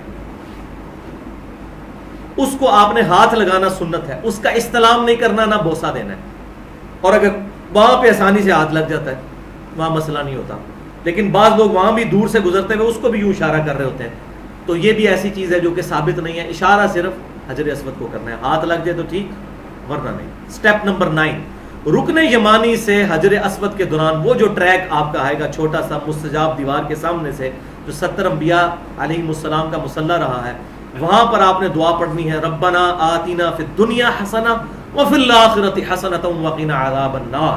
اور حج کے کانٹیکسٹ میں سورۃ البقرہ میں یہ دعا قرآن میں بھی آئی ہے، حج کے کانٹیکسٹ میں، اور سنن ابی داؤد میں انٹرنیشنل نمبر کے مطابق 1892 نمبر حدیث ہے کہ آپ صلی اللہ علیہ وسلم یہ دعا پڑھتے تھے۔ بعض لوگوں نے اس کے آگے بھی ایڈ کر لیا ہے، وادخلنا الجنۃ مع الابرار یا عزیز یا غفار، یہ کہیں موجود نہیں ہے، یہ اسی طریقے سے ہے، واقعنا عذاب القبری واقعنا عذاب الحشری، اپنی طرف سے چیزیں ایڈ کی ہوئی ہیں۔ تو یہ بس اتنی دعا ہے جو قرآن میں آئی۔ کسی چکر کی بھائیوں کوئی دعا الگ سے ثابت نہیں ہے، بغیر پروٹوکول کے آپ کا جو دل چاہے ذکر کریں۔ یہ جو چکروں کی دعائیں لکھی ہوئی ہیں یہ علماء نے اپنی طرف سے بنا کے لکھی ہیں، وہ مانتے ہیں کہ سنت نہیں ہے، تو ہم اس کے پابند تو نہیں۔ اور اگر چکر کے دوران شک پڑ جائے کہ 3 کیے یا 4 تو کم کی طرف رجحان کریں کہ یار 3 کیے، زیادہ ہو جائیں گے تو مسئلہ نہیں ہوگا، کم ہو گئے تو طواف مکمل نہیں ہوگا، 7 چکر مکمل نہیں ہوئے تو۔ اور اگر اس دوران وضو ٹوٹ جائے تو جس چکر میں وضو ٹوٹا ہے وضو کر کے آگے اس چکر کو چھوڑ دیں، باقی اس سے پہلے جتنے ہوئے تھے ان کو شمار کر لیں، اور اس چکر کو دوبارہ سے حجر اسود پہ آ کر استلام کر کے بسم اللہ اللہ اکبر پڑھ کے وہاں سے شروع کریں۔ پرانے 2 یا 3 ہو چکے ان کو شمار کر لیا جائے گا، اور جو باقی رہ گئے ان کو پھر پورا کریں گے۔ سنت اذکار کر سکتے ہیں، لیکن وہاں پر کیا ہوتا ہے، لوگ موبائل فون سن رہے ہوتے ہیں، اتنے موبائل بجتے ہیں طواف کرتے کہ بندہ پریشان ہو جاتا ہے کہ لوگ اتنی دور سے یہ کام کرنے کے لیے آئے، کون سی اتنی ضروری بات ہے جو کرنی ہے بھی ضروری ہے۔ موبائل اس دوران بھی بند نہیں کرتے۔ اب چکروں کی تعداد کو آسانی سے یاد رکھنے کے لیے سنت اذکار اپنے اوپر خود کوئی آپ کر لیں جو سنت سے ثابت ہے۔ جیسے میں کیا کرتا تھا وہ میں آپ کو بتا دیتا ہوں، کوئی تسبیح کاؤنٹر رکھنے کی ضرورت ہی نہیں، آپ بھول ہی نہیں سکتے۔ سنت اذکار اگر ایک ترتیب سے یاد رکھیں تو وہ 7 کے 7 سنت اذکار آئیں گے، تو ہر چکر میں ایک ذکر کرتے جائیں، آپ کو خود بخود یاد رہے گا کہ یہ پہلا چکر ہے، یہ دوسرا ہے، اور وہ کون سا جو بخاری اور مسلم میں اذکار موجود ہیں۔ تسبیح فاطمہ پہلے چکر میں آپ صرف پڑھیں سبحان اللہ سبحان اللہ سبحان اللہ سبحان اللہ، بہت بڑی نیکی ہے۔ جب وہ چکر حجر اسود پہ پورا ہو پھر آپ شروع کرتے ہیں الحمدللہ الحمدللہ الحمدللہ، 2 ہو گئے، تیسرے میں اللہ اکبر، چوتھے میں لا الہ الا اللہ سبحان اللہ والحمدللہ ولا الہ الا اللہ واللہ اکبر، تو اس میں لا الہ الا اللہ، اس میں پھر لا حول ولا قوت الا باللہ بھی آتا ہے. یہ صحیح بخاری میں ہے کہ آپ صلی اللہ علیہ وسلم کا تہجد کے وقت یہ ذکر ہوتا تھا, سبحان اللہ والحمد للہ ولا الہ الا اللہ واللہ اکبر ولا حول ولا قوت الا باللہ العلی العظیم. صحیح مسلم میں موجود ہے کہ اللہ تعالیٰ کو 4 کلمات بہت پسند ہیں, سبحان اللہ والحمد للہ ولا الہ الا اللہ واللہ اکبر. چوتھے میں لا الہ الا اللہ پڑھ لیا, ٹھیک ہے جی. اسی طریقے سے 5ویں چکر میں لا حول ولا قوت الا باللہ. چھٹے میں استغفر اللہ پڑھ لیں, استغفر اللہ واتوب الیہ, استغفر اللہ ربی من کل ذنب واتوب الیہ. 7ویں چکر میں درود شریف پڑھ لیں, اللہم صلی علی محمد وعلی آل محمد, یا درود ابراہیمی پڑھ لیں.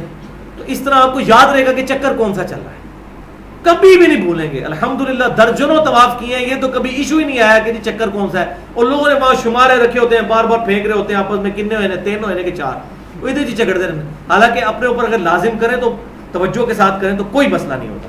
یہ سجیشن ہے. سٹیپ نمبر 10, ہر چکر کے اینڈ پہ حجر اسود کا استلام کرنا ہے. طواف کا سٹارٹ بھی حجر اسود کے استلام سے ہوا اور ہر چکر کے اینڈ پہ بھی استلام کرنا ہے. سٹیپ نمبر 11, کل 7 چکر لگانے ہیں. 3 میں مردوں نے رمل کرنا ہے اور باقی 4 نارمل کرنے ہیں, لیکن عورتوں نے رمل نہیں کرنا. وہ مسند امام شافعی میں صحیح سند کے ساتھ انٹرنیشنل نمبر کے مطابق 573 نمبر اثر ہے عبداللہ ابن عمر رضی اللہ تعالیٰ عنہ کا. وہ فرماتے ہیں کہ عورتوں نے نہ تو رمل کرنا ہے, طواف کے دوران دوڑنا ہے, اور نہ ہی صحیح کرتے ہوئے دوڑنا ہے. جہاں پر وہ ایک تھوڑا سا پورشن آتا ہے جہاں مردوں نے دوڑنا ہوتا ہے, لہٰذا یہ حدیث سے ثابت ہے یہ بات. تو دوڑنا نہیں ہے, صرف مردوں نے دوڑنا ہے. اچھا, اس کے بعد سٹیپ نمبر 12, تو 7 چکر ہوں گے اور 8 استلام بنیں گے, کیونکہ پہلے چکر کے شروع میں بھی آپ نے استلام کیا تھا, ہر چکر کے بعد بھی کیا. 7 چکروں کے بعد کیے تو 7 ہو گئے, اور پہلے چکر کے شروع میں بھی کیا تھا, 8 استلام ہو گئے. سٹیپ نمبر 12 ہے کہ آپ پھر مقام ابراہیم کے پاس آئیں, حجر اسود کے ساتھ ہی تھوڑا سا اس طرف اسی دیوار کے آگے مقام ابراہیم, اس کی سیدھ میں آگے کھڑے ہو جائیں اور وہاں پر آیت پڑھیں وَاتَّخِذُوا مِن مَّقَامِ إِبْرَاهِيمَ مُصَلًّى, اور ابراہیم کے کھڑے ہونے کی جگہ کو اپنی نماز کا مقام بنا لو. یہ سنت ہے پڑھنا. وہاں پر آپ نے اس کی سیدھ میں 2 نفل پڑھنا ہے, یعنی ایگزیکٹ اس کو سترا بنا کر پیچھے تک کہیں بھی نماز پڑھی جا سکتی ہے. اور اس میں صحیح مسلم میں موجود ہے کہ آپ صلی اللہ علیہ وسلم نے پہلی رکعت میں قل یا ایھا الکافرون اور دوسری میں قل ھو اللہ احد, یہ 2 صورتیں پڑھی تھیں. یہ مکروہ وقت کے علاوہ کسی بھی وقت 2 نفل پڑھے جا سکتے ہیں, اور وہ مینلی 3 مکروہ وقت ہیں جو مسئلہ نمبر 30 کے اندر میں نے ڈیٹیل سے بتائے ہیں. ایک تو سورج نکلتے وقت تقریباً 10 منٹ کا وقت, اور سورج جب درمیان میں پہنچ جائے اس وقت 10 سے 20 منٹ کا وقت, اور غروب سے 10-20 منٹ پہلے. یہ 3 اوقات ہیں. ان کے علاوہ جتنے بھی اوقات ہیں ان میں طواف کے نفل پڑھے جا سکتے ہیں. یہ طواف کے آپ نے نفل پڑھے تو اب آپ کا طواف مکمل ہو گیا. اس کے بعد جتنے طواف آپ نے عام کپڑوں میں بھی کرنے ہیں ان کا طریقہ یہی ہوگا, لیکن اس میں تو احرام والا ہے, ابھی اس کا باقی حصہ وہ آگے باقی ہے. تو سادہ کپڑوں میں جو طواف کریں گے اس میں مرد رمل نہیں کریں گے, وہ عام حالت میں ہی طواف ہوگا. رمل صرف احرام کی حالت میں ہے. ایک بات مجھ سے سکپ ہو گئی, میں یہاں پر بتا دیتا ہوں کہ بعض لوگ یہ سمجھتے ہیں کہ حج اور عمرے کے دوران مسجد حرام کے اندر جو لوگ نماز پڑھ رہے ہیں اس نمازی کے آگے سے گزر سکتے ہیں, اور خصوصاً یہ تماشا لگتا ہے مقام ابراہیم پہ جہاں پہ اتنے لوگ نوافل پڑھ رہے ہوتے ہیں, تو لوگ ان کے آگے سے بے دھڑک گزر جاتے ہیں کہ کوئی گناہ نہیں ہے. بھائیو, وہاں بھی اسی طریقے سے بلکہ اس سے بڑا گناہ ہے نمازی کے آگے سے گزرنا. صحیح بخاری میں حدیث ہے, اگر لوگ اس گناہ کو جان لیتے تو 40 تک انتظار کرتے. راوی کہتے ہیں مجھے یاد نہیں کہ آپ صلی اللہ علیہ وسلم نے 40 دن فرمایا یا 40 سال فرمایا, 40 مہینے. 40 دن بھی ہو تو بہت زیادہ ہے. اگر گناہ جان لیتے تو 40 دن بھی انتظار کرتے لیکن نمازی کے آگے سے نہ گزرتے. تو اس کا بڑا آسان حل جو میں آپ کو تجویز کرتا ہوں, زبانی تو سارے باتیں کرتے ہیں, اس کا سمپل سلوشن یہ ہے کہ ظاہر ہے اکیلا تو کوئی حج عمرے کے لیے نہیں جاتا, یا بیوی ساتھ ہوتی ہے یا دوست وغیرہ ساتھ ہوتے ہیں. تو ہم تو اس طرح بھائی کرتے تھے کہ پہلے جو ہے وہ میں خود سترا بن کے سامنے بیٹھ جاتا تھا اور بیوی کو کہتا تھا میرے پیچھے کھڑے ہو کر نفل پڑھ لو. اب سترا ہے, کوئی آگے سے گزرتا بھی رہے تو خیر ہے, سترا ہوگا تو سترا کم از کم جو ہے وہ 1.5 فٹ ہونا چاہیے, 1 ہاتھ کے برابر. اس کے بعد جب وہ نفل پڑھ لیتی تھی، وہ میرے سامنے آ کے بیٹھ جاتی تھی تو میں اس کے پیچھے 2 نفل پڑھ لیتا تھا. اس طریقے سے ہم خود اپنا سترہ بنا لیتے تھے. اگر اس طریقے سے اہتمام کیا جائے، اور یہ میرا مشورہ سعودی حکومت تک بھی پہنچے، وہاں پر لکھ کے لگا دیں، کیونکہ جتنی وہاں یہ اتنا بڑا گناہ ہے کہ کوئی اس کو گناہ سمجھتا ہی نہیں. ایک تو میں نے یہ بتایا نا کہ بے حیائی کے معاملے میں اور موبائل فون کے اعتبار سے، اور یہ اتنا بڑا گناہ سب لوگ کرتے ہیں، کوئی کسی کو نہیں سمجھاتا. لوگ فخریہ نمازیوں کے آگے سے گزرتے ہیں اور سمجھتے ہیں کہ یہاں تو کوئی گناہ نہیں ہے، تو مجبوری ہے. ایسا نہیں. ایک صورت میں نمازی کے آگے سے گزر سکتے ہیں، جب جماعت کے ساتھ نماز ہو رہی ہو، اس میں صرف امام کے آگے سترا ہو تو وہ کافی ہے. عام نمازی کے آگے سے گزر جائے گناہ گار نہیں ہوتا. لیکن جب کوئی جماعت کے ساتھ نماز نہیں پڑھ رہا تو اب ہر بندے کے آگے اپنا سترا الگ سے ہونا ضروری ہے. تو یہ میں نے سترے والا مسئلہ بھی اس حوالے سے کلیئر کر دیا. سٹیپ نمبر 13، 2 نوافل کے بعد مقام ابراہیم کی سیدھ میں بالکل پیچھے چلے جائیں، وہاں پر زمزم کے کولر لگے ہیں، ان سے آپ نے زمزم قبلہ رخ کھڑے ہو کر پینا ہے. یہ سنت ہے. سٹیپ نمبر 14، پھر دوبارہ آپ حجر اسود پہ آئیں گے اور پھر استلام کریں گے. یہ 9واں استلام ہوگا. اس کے بعد آپ نے صفا کی طرف جانا ہے. لیکن اس میں ایک سٹیپ بعض لوگ کرتے ہیں، وہ ہے ملتزم پر چمٹ کر دعا کرنا. ملتزم کہتے ہیں حجر اسود اور دروازے کے درمیان جو تھوڑا سا ٹکڑا ہے، اس پہ چمٹ کے دعا کی جاتی ہے.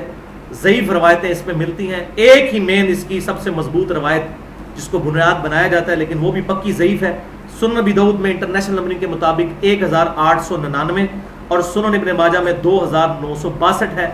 لیکن اس میں ایک تبع تابعی ہے راوی مثنى ابن الصباح المتوفى 149 ہجری. یہ ضعیف بلکہ متروک راوی تھے، ایسے راوی کے جن سے حدیث لینا محدثین نے چھوڑ دی تھی، اور یہ آخری وقت میں اختلاط کا شکار بھی ہو گئے تھے، ان کا حافظہ بھی بگڑ گیا تھا. لہذا شیخ البانی نے اس حدیث کو جو حسن کہا، وہ انہوں نے فارمولہ لگایا ضعیف جمع ضعیف برابر ہے حسن. اسی لیے شیخ زبیر علی زئی صاحب نے اسے ضعیف لکھا ہے اور انوار الصحیفہ میں ڈالا ہے کہ یہ ضعیف روایت ہے. اور ویسے بھی بھائیوں صحیح بخاری اور صحیح مسلم کا اسلوب ہی بتاتا ہے کہ ایک جگہ ایسی ہے کہ جہاں پر آپ صلی اللہ علیہ وسلم نے پروٹوکول کے ساتھ ایسا کام کیا ہے، اور وہ ہے حجر اسود، کہ اس کو آپ صلی اللہ علیہ وسلم نے بوسہ دیا ہے. بخاری اور مسلم کی متفق علیہ حدیث ہے. صحیح بخاری میں انٹرنیشنل نمبر کے مطابق 1597 اور صحیح مسلم میں 3070 کہ سیدنا عمر رضی اللہ تعالیٰ عنہ حجر اسود کے پاس آئے، اس کو بوسہ دیتے ہوئے ارشاد فرمایا، اے حجر اسود، تو ایک پتھر ہی تو ہے، نہ کسی کو نفع دے سکتا ہے نہ نقصان. اگر میں اپنے محبوب صلی اللہ علیہ وسلم کو نہ دیکھتا کہ وہ تجھے چوم رہے تھے تو میں تجھے چومتا بھی نہ.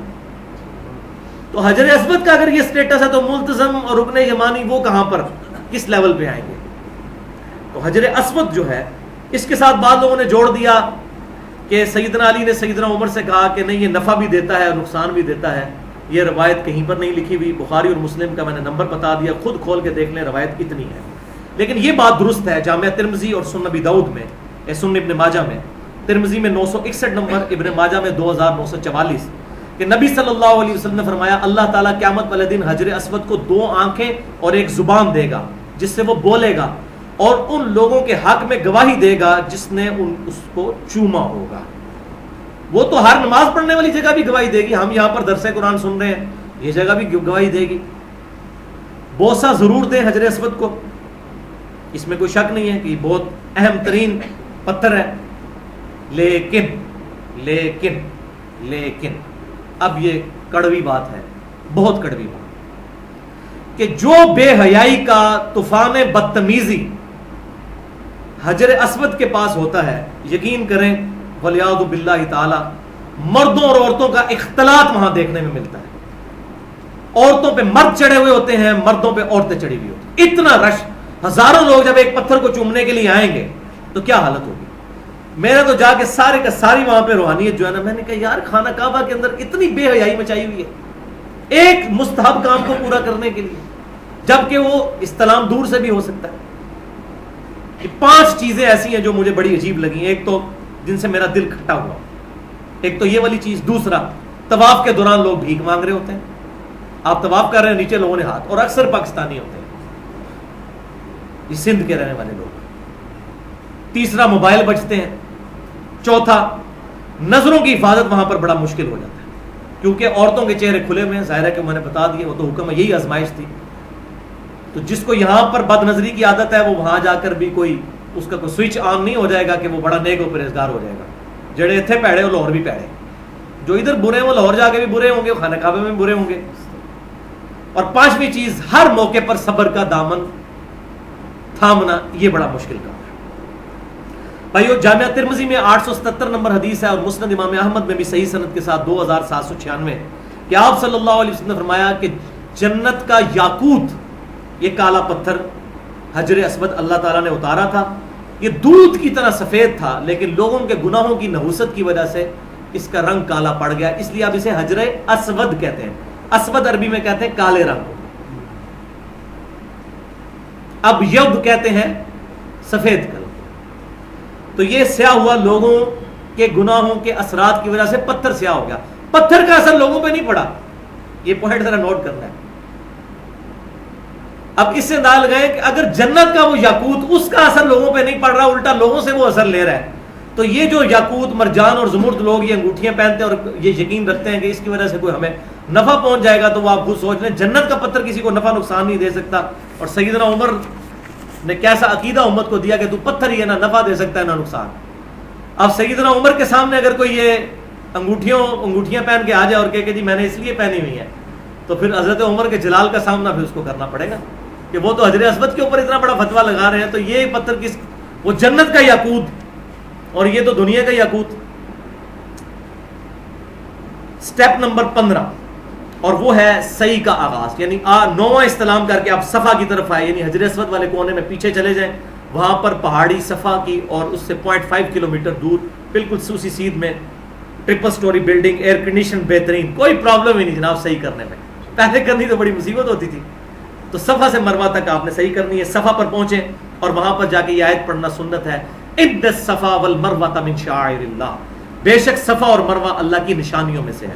اور بخاری اور مسلم کی متفق علیہ حدیث ہے، مشرکین عرب صفا مروہ کی صحیح کرتے تھے، جب مسلمان ہو گئے وہ تو وہ اس کو مشرکین کی رسم سمجھتے تھے. تو اللہ تعالیٰ نے پھر یہ آیت نازل کی کہ مشرکین کی ساری باتیں غلط نہیں ہیں. یہی میں کہتا ہوں بھائیو، بریلویوں کی، دیوبندیوں کی، اہل حدیثوں کی، شیعوں کی، سب کی ساری باتیں غلط نہیں ہیں، کچھ ٹھیک بھی ہیں. تو مشرکین کی بھی ساری باتیں غلط نہیں تھیں. اللہ تعالیٰ نے فرمایا نہیں، صفا اور مروہ اللہ کی نشانیوں میں سے ہے. یہ نہیں کہ وہ کر رہے ہیں تو تم نے نہیں کرنا، یا سکھ داڑھی رکھتے ہیں تو مسلمان کی ہم نے داڑھی نہیں رکھنی، اس طرح کی ضد نہیں. تو یہ پھر آیات نازل ہوئی. پھر آپ صلی اللہ علیہ وسلم نے وہاں کھڑے ہو کر کہا، ابدأ بما بدأ اللہ بہ، میں بھی وہیں سے ابتدا کرتا ہوں اپنی صحیح کی جہاں سے اللہ نے شروع کی، یعنی ان الصفا، پہلے صفا، والمروہ، اور مروہ. تو میں صفا سے صحیح کا آغاز کرتا ہوں. سٹیپ نمبر 16، صفا پہاڑی پر ابھی تک وہ پہاڑی چٹیل پہاڑ کی چھوٹی سی انہوں نے حصہ رکھا ہوا ہے، اس پہ انہوں نے اپاکسی وغیرہ لگا کے اس کو ایسا کر دیا کہ اس کے اوپر سے کوئی پتھر وغیرہ نہ توڑے، کیونکہ یہاں سے لوگ جو جاتے ہیں وہ تو چھوٹی چھوٹی کینچیاں بھی جیب میں رکھی ہوتی ہیں، غلاف کعبہ کاٹ رہے ہوتے ہیں جیب میں ڈالنے کے لیے، اس کے عجیب و غریب حرکتیں کرتے ہیں. تو انہوں نے پتھروں کے اوپر موٹی کلر کی اپاکسی ٹرانسپیرنٹ چڑھا دی ہے، سمجھیں آپ ایلفی کی کوئی فارم ہے کہ اس کے اوپر سے کوئی پتھر اکھاڑ نہیں سکتا.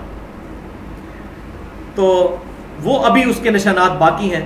وہاں پر کھڑے ہو کر قبلہ رخ ہو جائیں، وہاں سے قبلہ رخ آپ کو خود بخود پتہ چلے گا، کیونکہ صفا مروہ میں بھی قبلے کے اعتبار سے لائنیں ماربل کے اندر ڈلی ہوئی ہیں. آپ کہیں بھی کھڑے ہوں حرم شریف کی پوری مسجد میں، آپ کو قبلہ نظر نہ بھی آئے تب بھی اس کی ڈائریکشن پتہ چل جائے گی.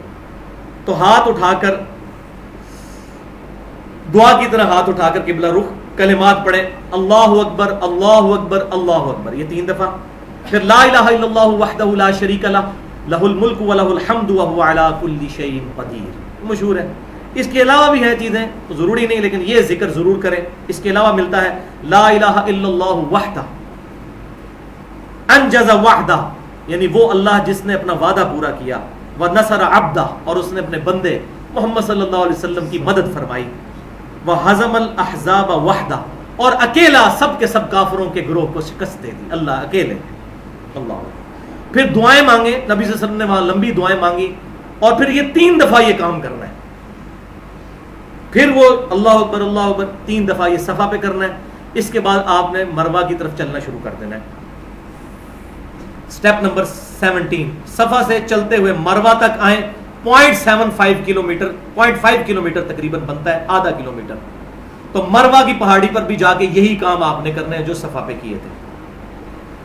البتہ اس دوران ایک دعا آتی ہے المصنف ابن ابی شیبہ میں سیدنا ابن عمر اور ابن مسعود رضی اللہ تعالی عنہما سے کہ وہ یہ دعا پڑھا کرتے تھے صفا مروہ کی سعی کے دوران، رب اغفر وارحم وانت الاعز الاکرم، اے اللہ مغفرت فرما اور ہم پر رحم فرما، بے شک تو عزت والا اور کرم والا ہے.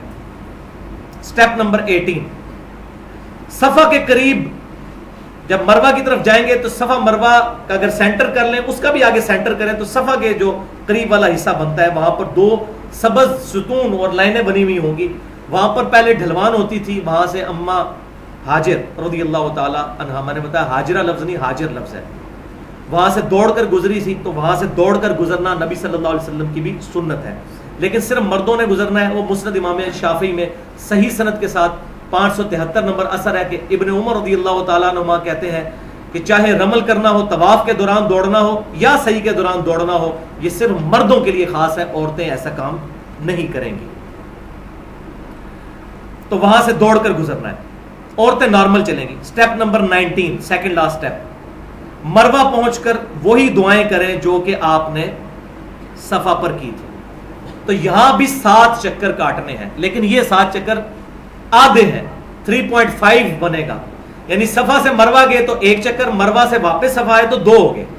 پھر اسی طریقے سے صفا سے مروہ 3، پھر مروہ سے صفا 4، اور اسی طریقے سے یعنی ون سائڈ کو ایک پورا چکر شمار کیا جائے گا. تو وہ اگر آپ دائرے میں دیکھیں تو 3.5 یعنی اس سے آدھے بنتے ہیں، تو 7 ٹریک بنے گے.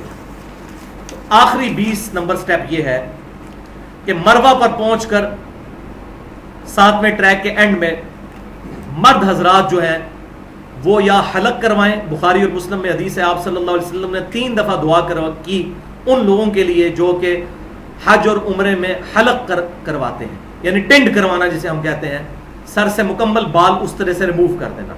اور ایک دفعہ دعا فرمائی ہے بال چھوٹے کرنے والوں کے لیے، اس کو ہم کہتے ہیں قصر، اس کو کہتے ہیں حلق، اسے قصر. تو قصر بھی کروا سکتے ہیں، موٹی مشین بھی پھروا سکتے ہیں، افضل یہی ہے کہ حلق کروائیں. بعض وہاں پہ مرد اپنے ٹشن کے چکر میں جو ہے وہ تھوڑے سے بال سائڈ سے کاٹتے ہیں تو وہ احرام کی پابندیوں سے آزاد نہیں ہوں گے اور ان پہ دم واجب ہو جائے گا. تو وہ بال ریموو کرنے ہیں، چاہے چھوٹے کروائیں، پورے سر کے بال چھوٹے کروانے، یہ نہیں کہ تھوڑے حصے کے کروا دیے جسے قضا کرنا کہتے ہیں، وہ تو آپ صلی اللہ علیہ وسلم نے ویسے ہی منع فرمائے. پورے کے پورے سر کے بال ریموو کروانے ہیں، چاہے چھوٹے کروائیں چاہے اس طرح کروائیں.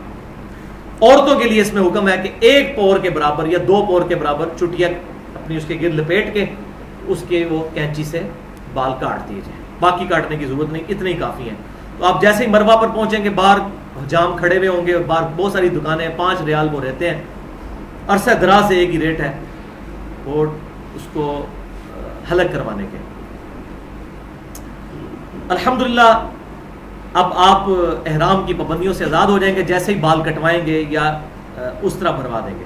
اچھا بال کٹوائیں گے تو 10 ریال لیتے ہیں، اور اگر اس طرح بھروائیں تو 5 ریال لیتے ہیں، کیونکہ وہ آسان کام ہے تو، اور افضل بھی وہی ہے.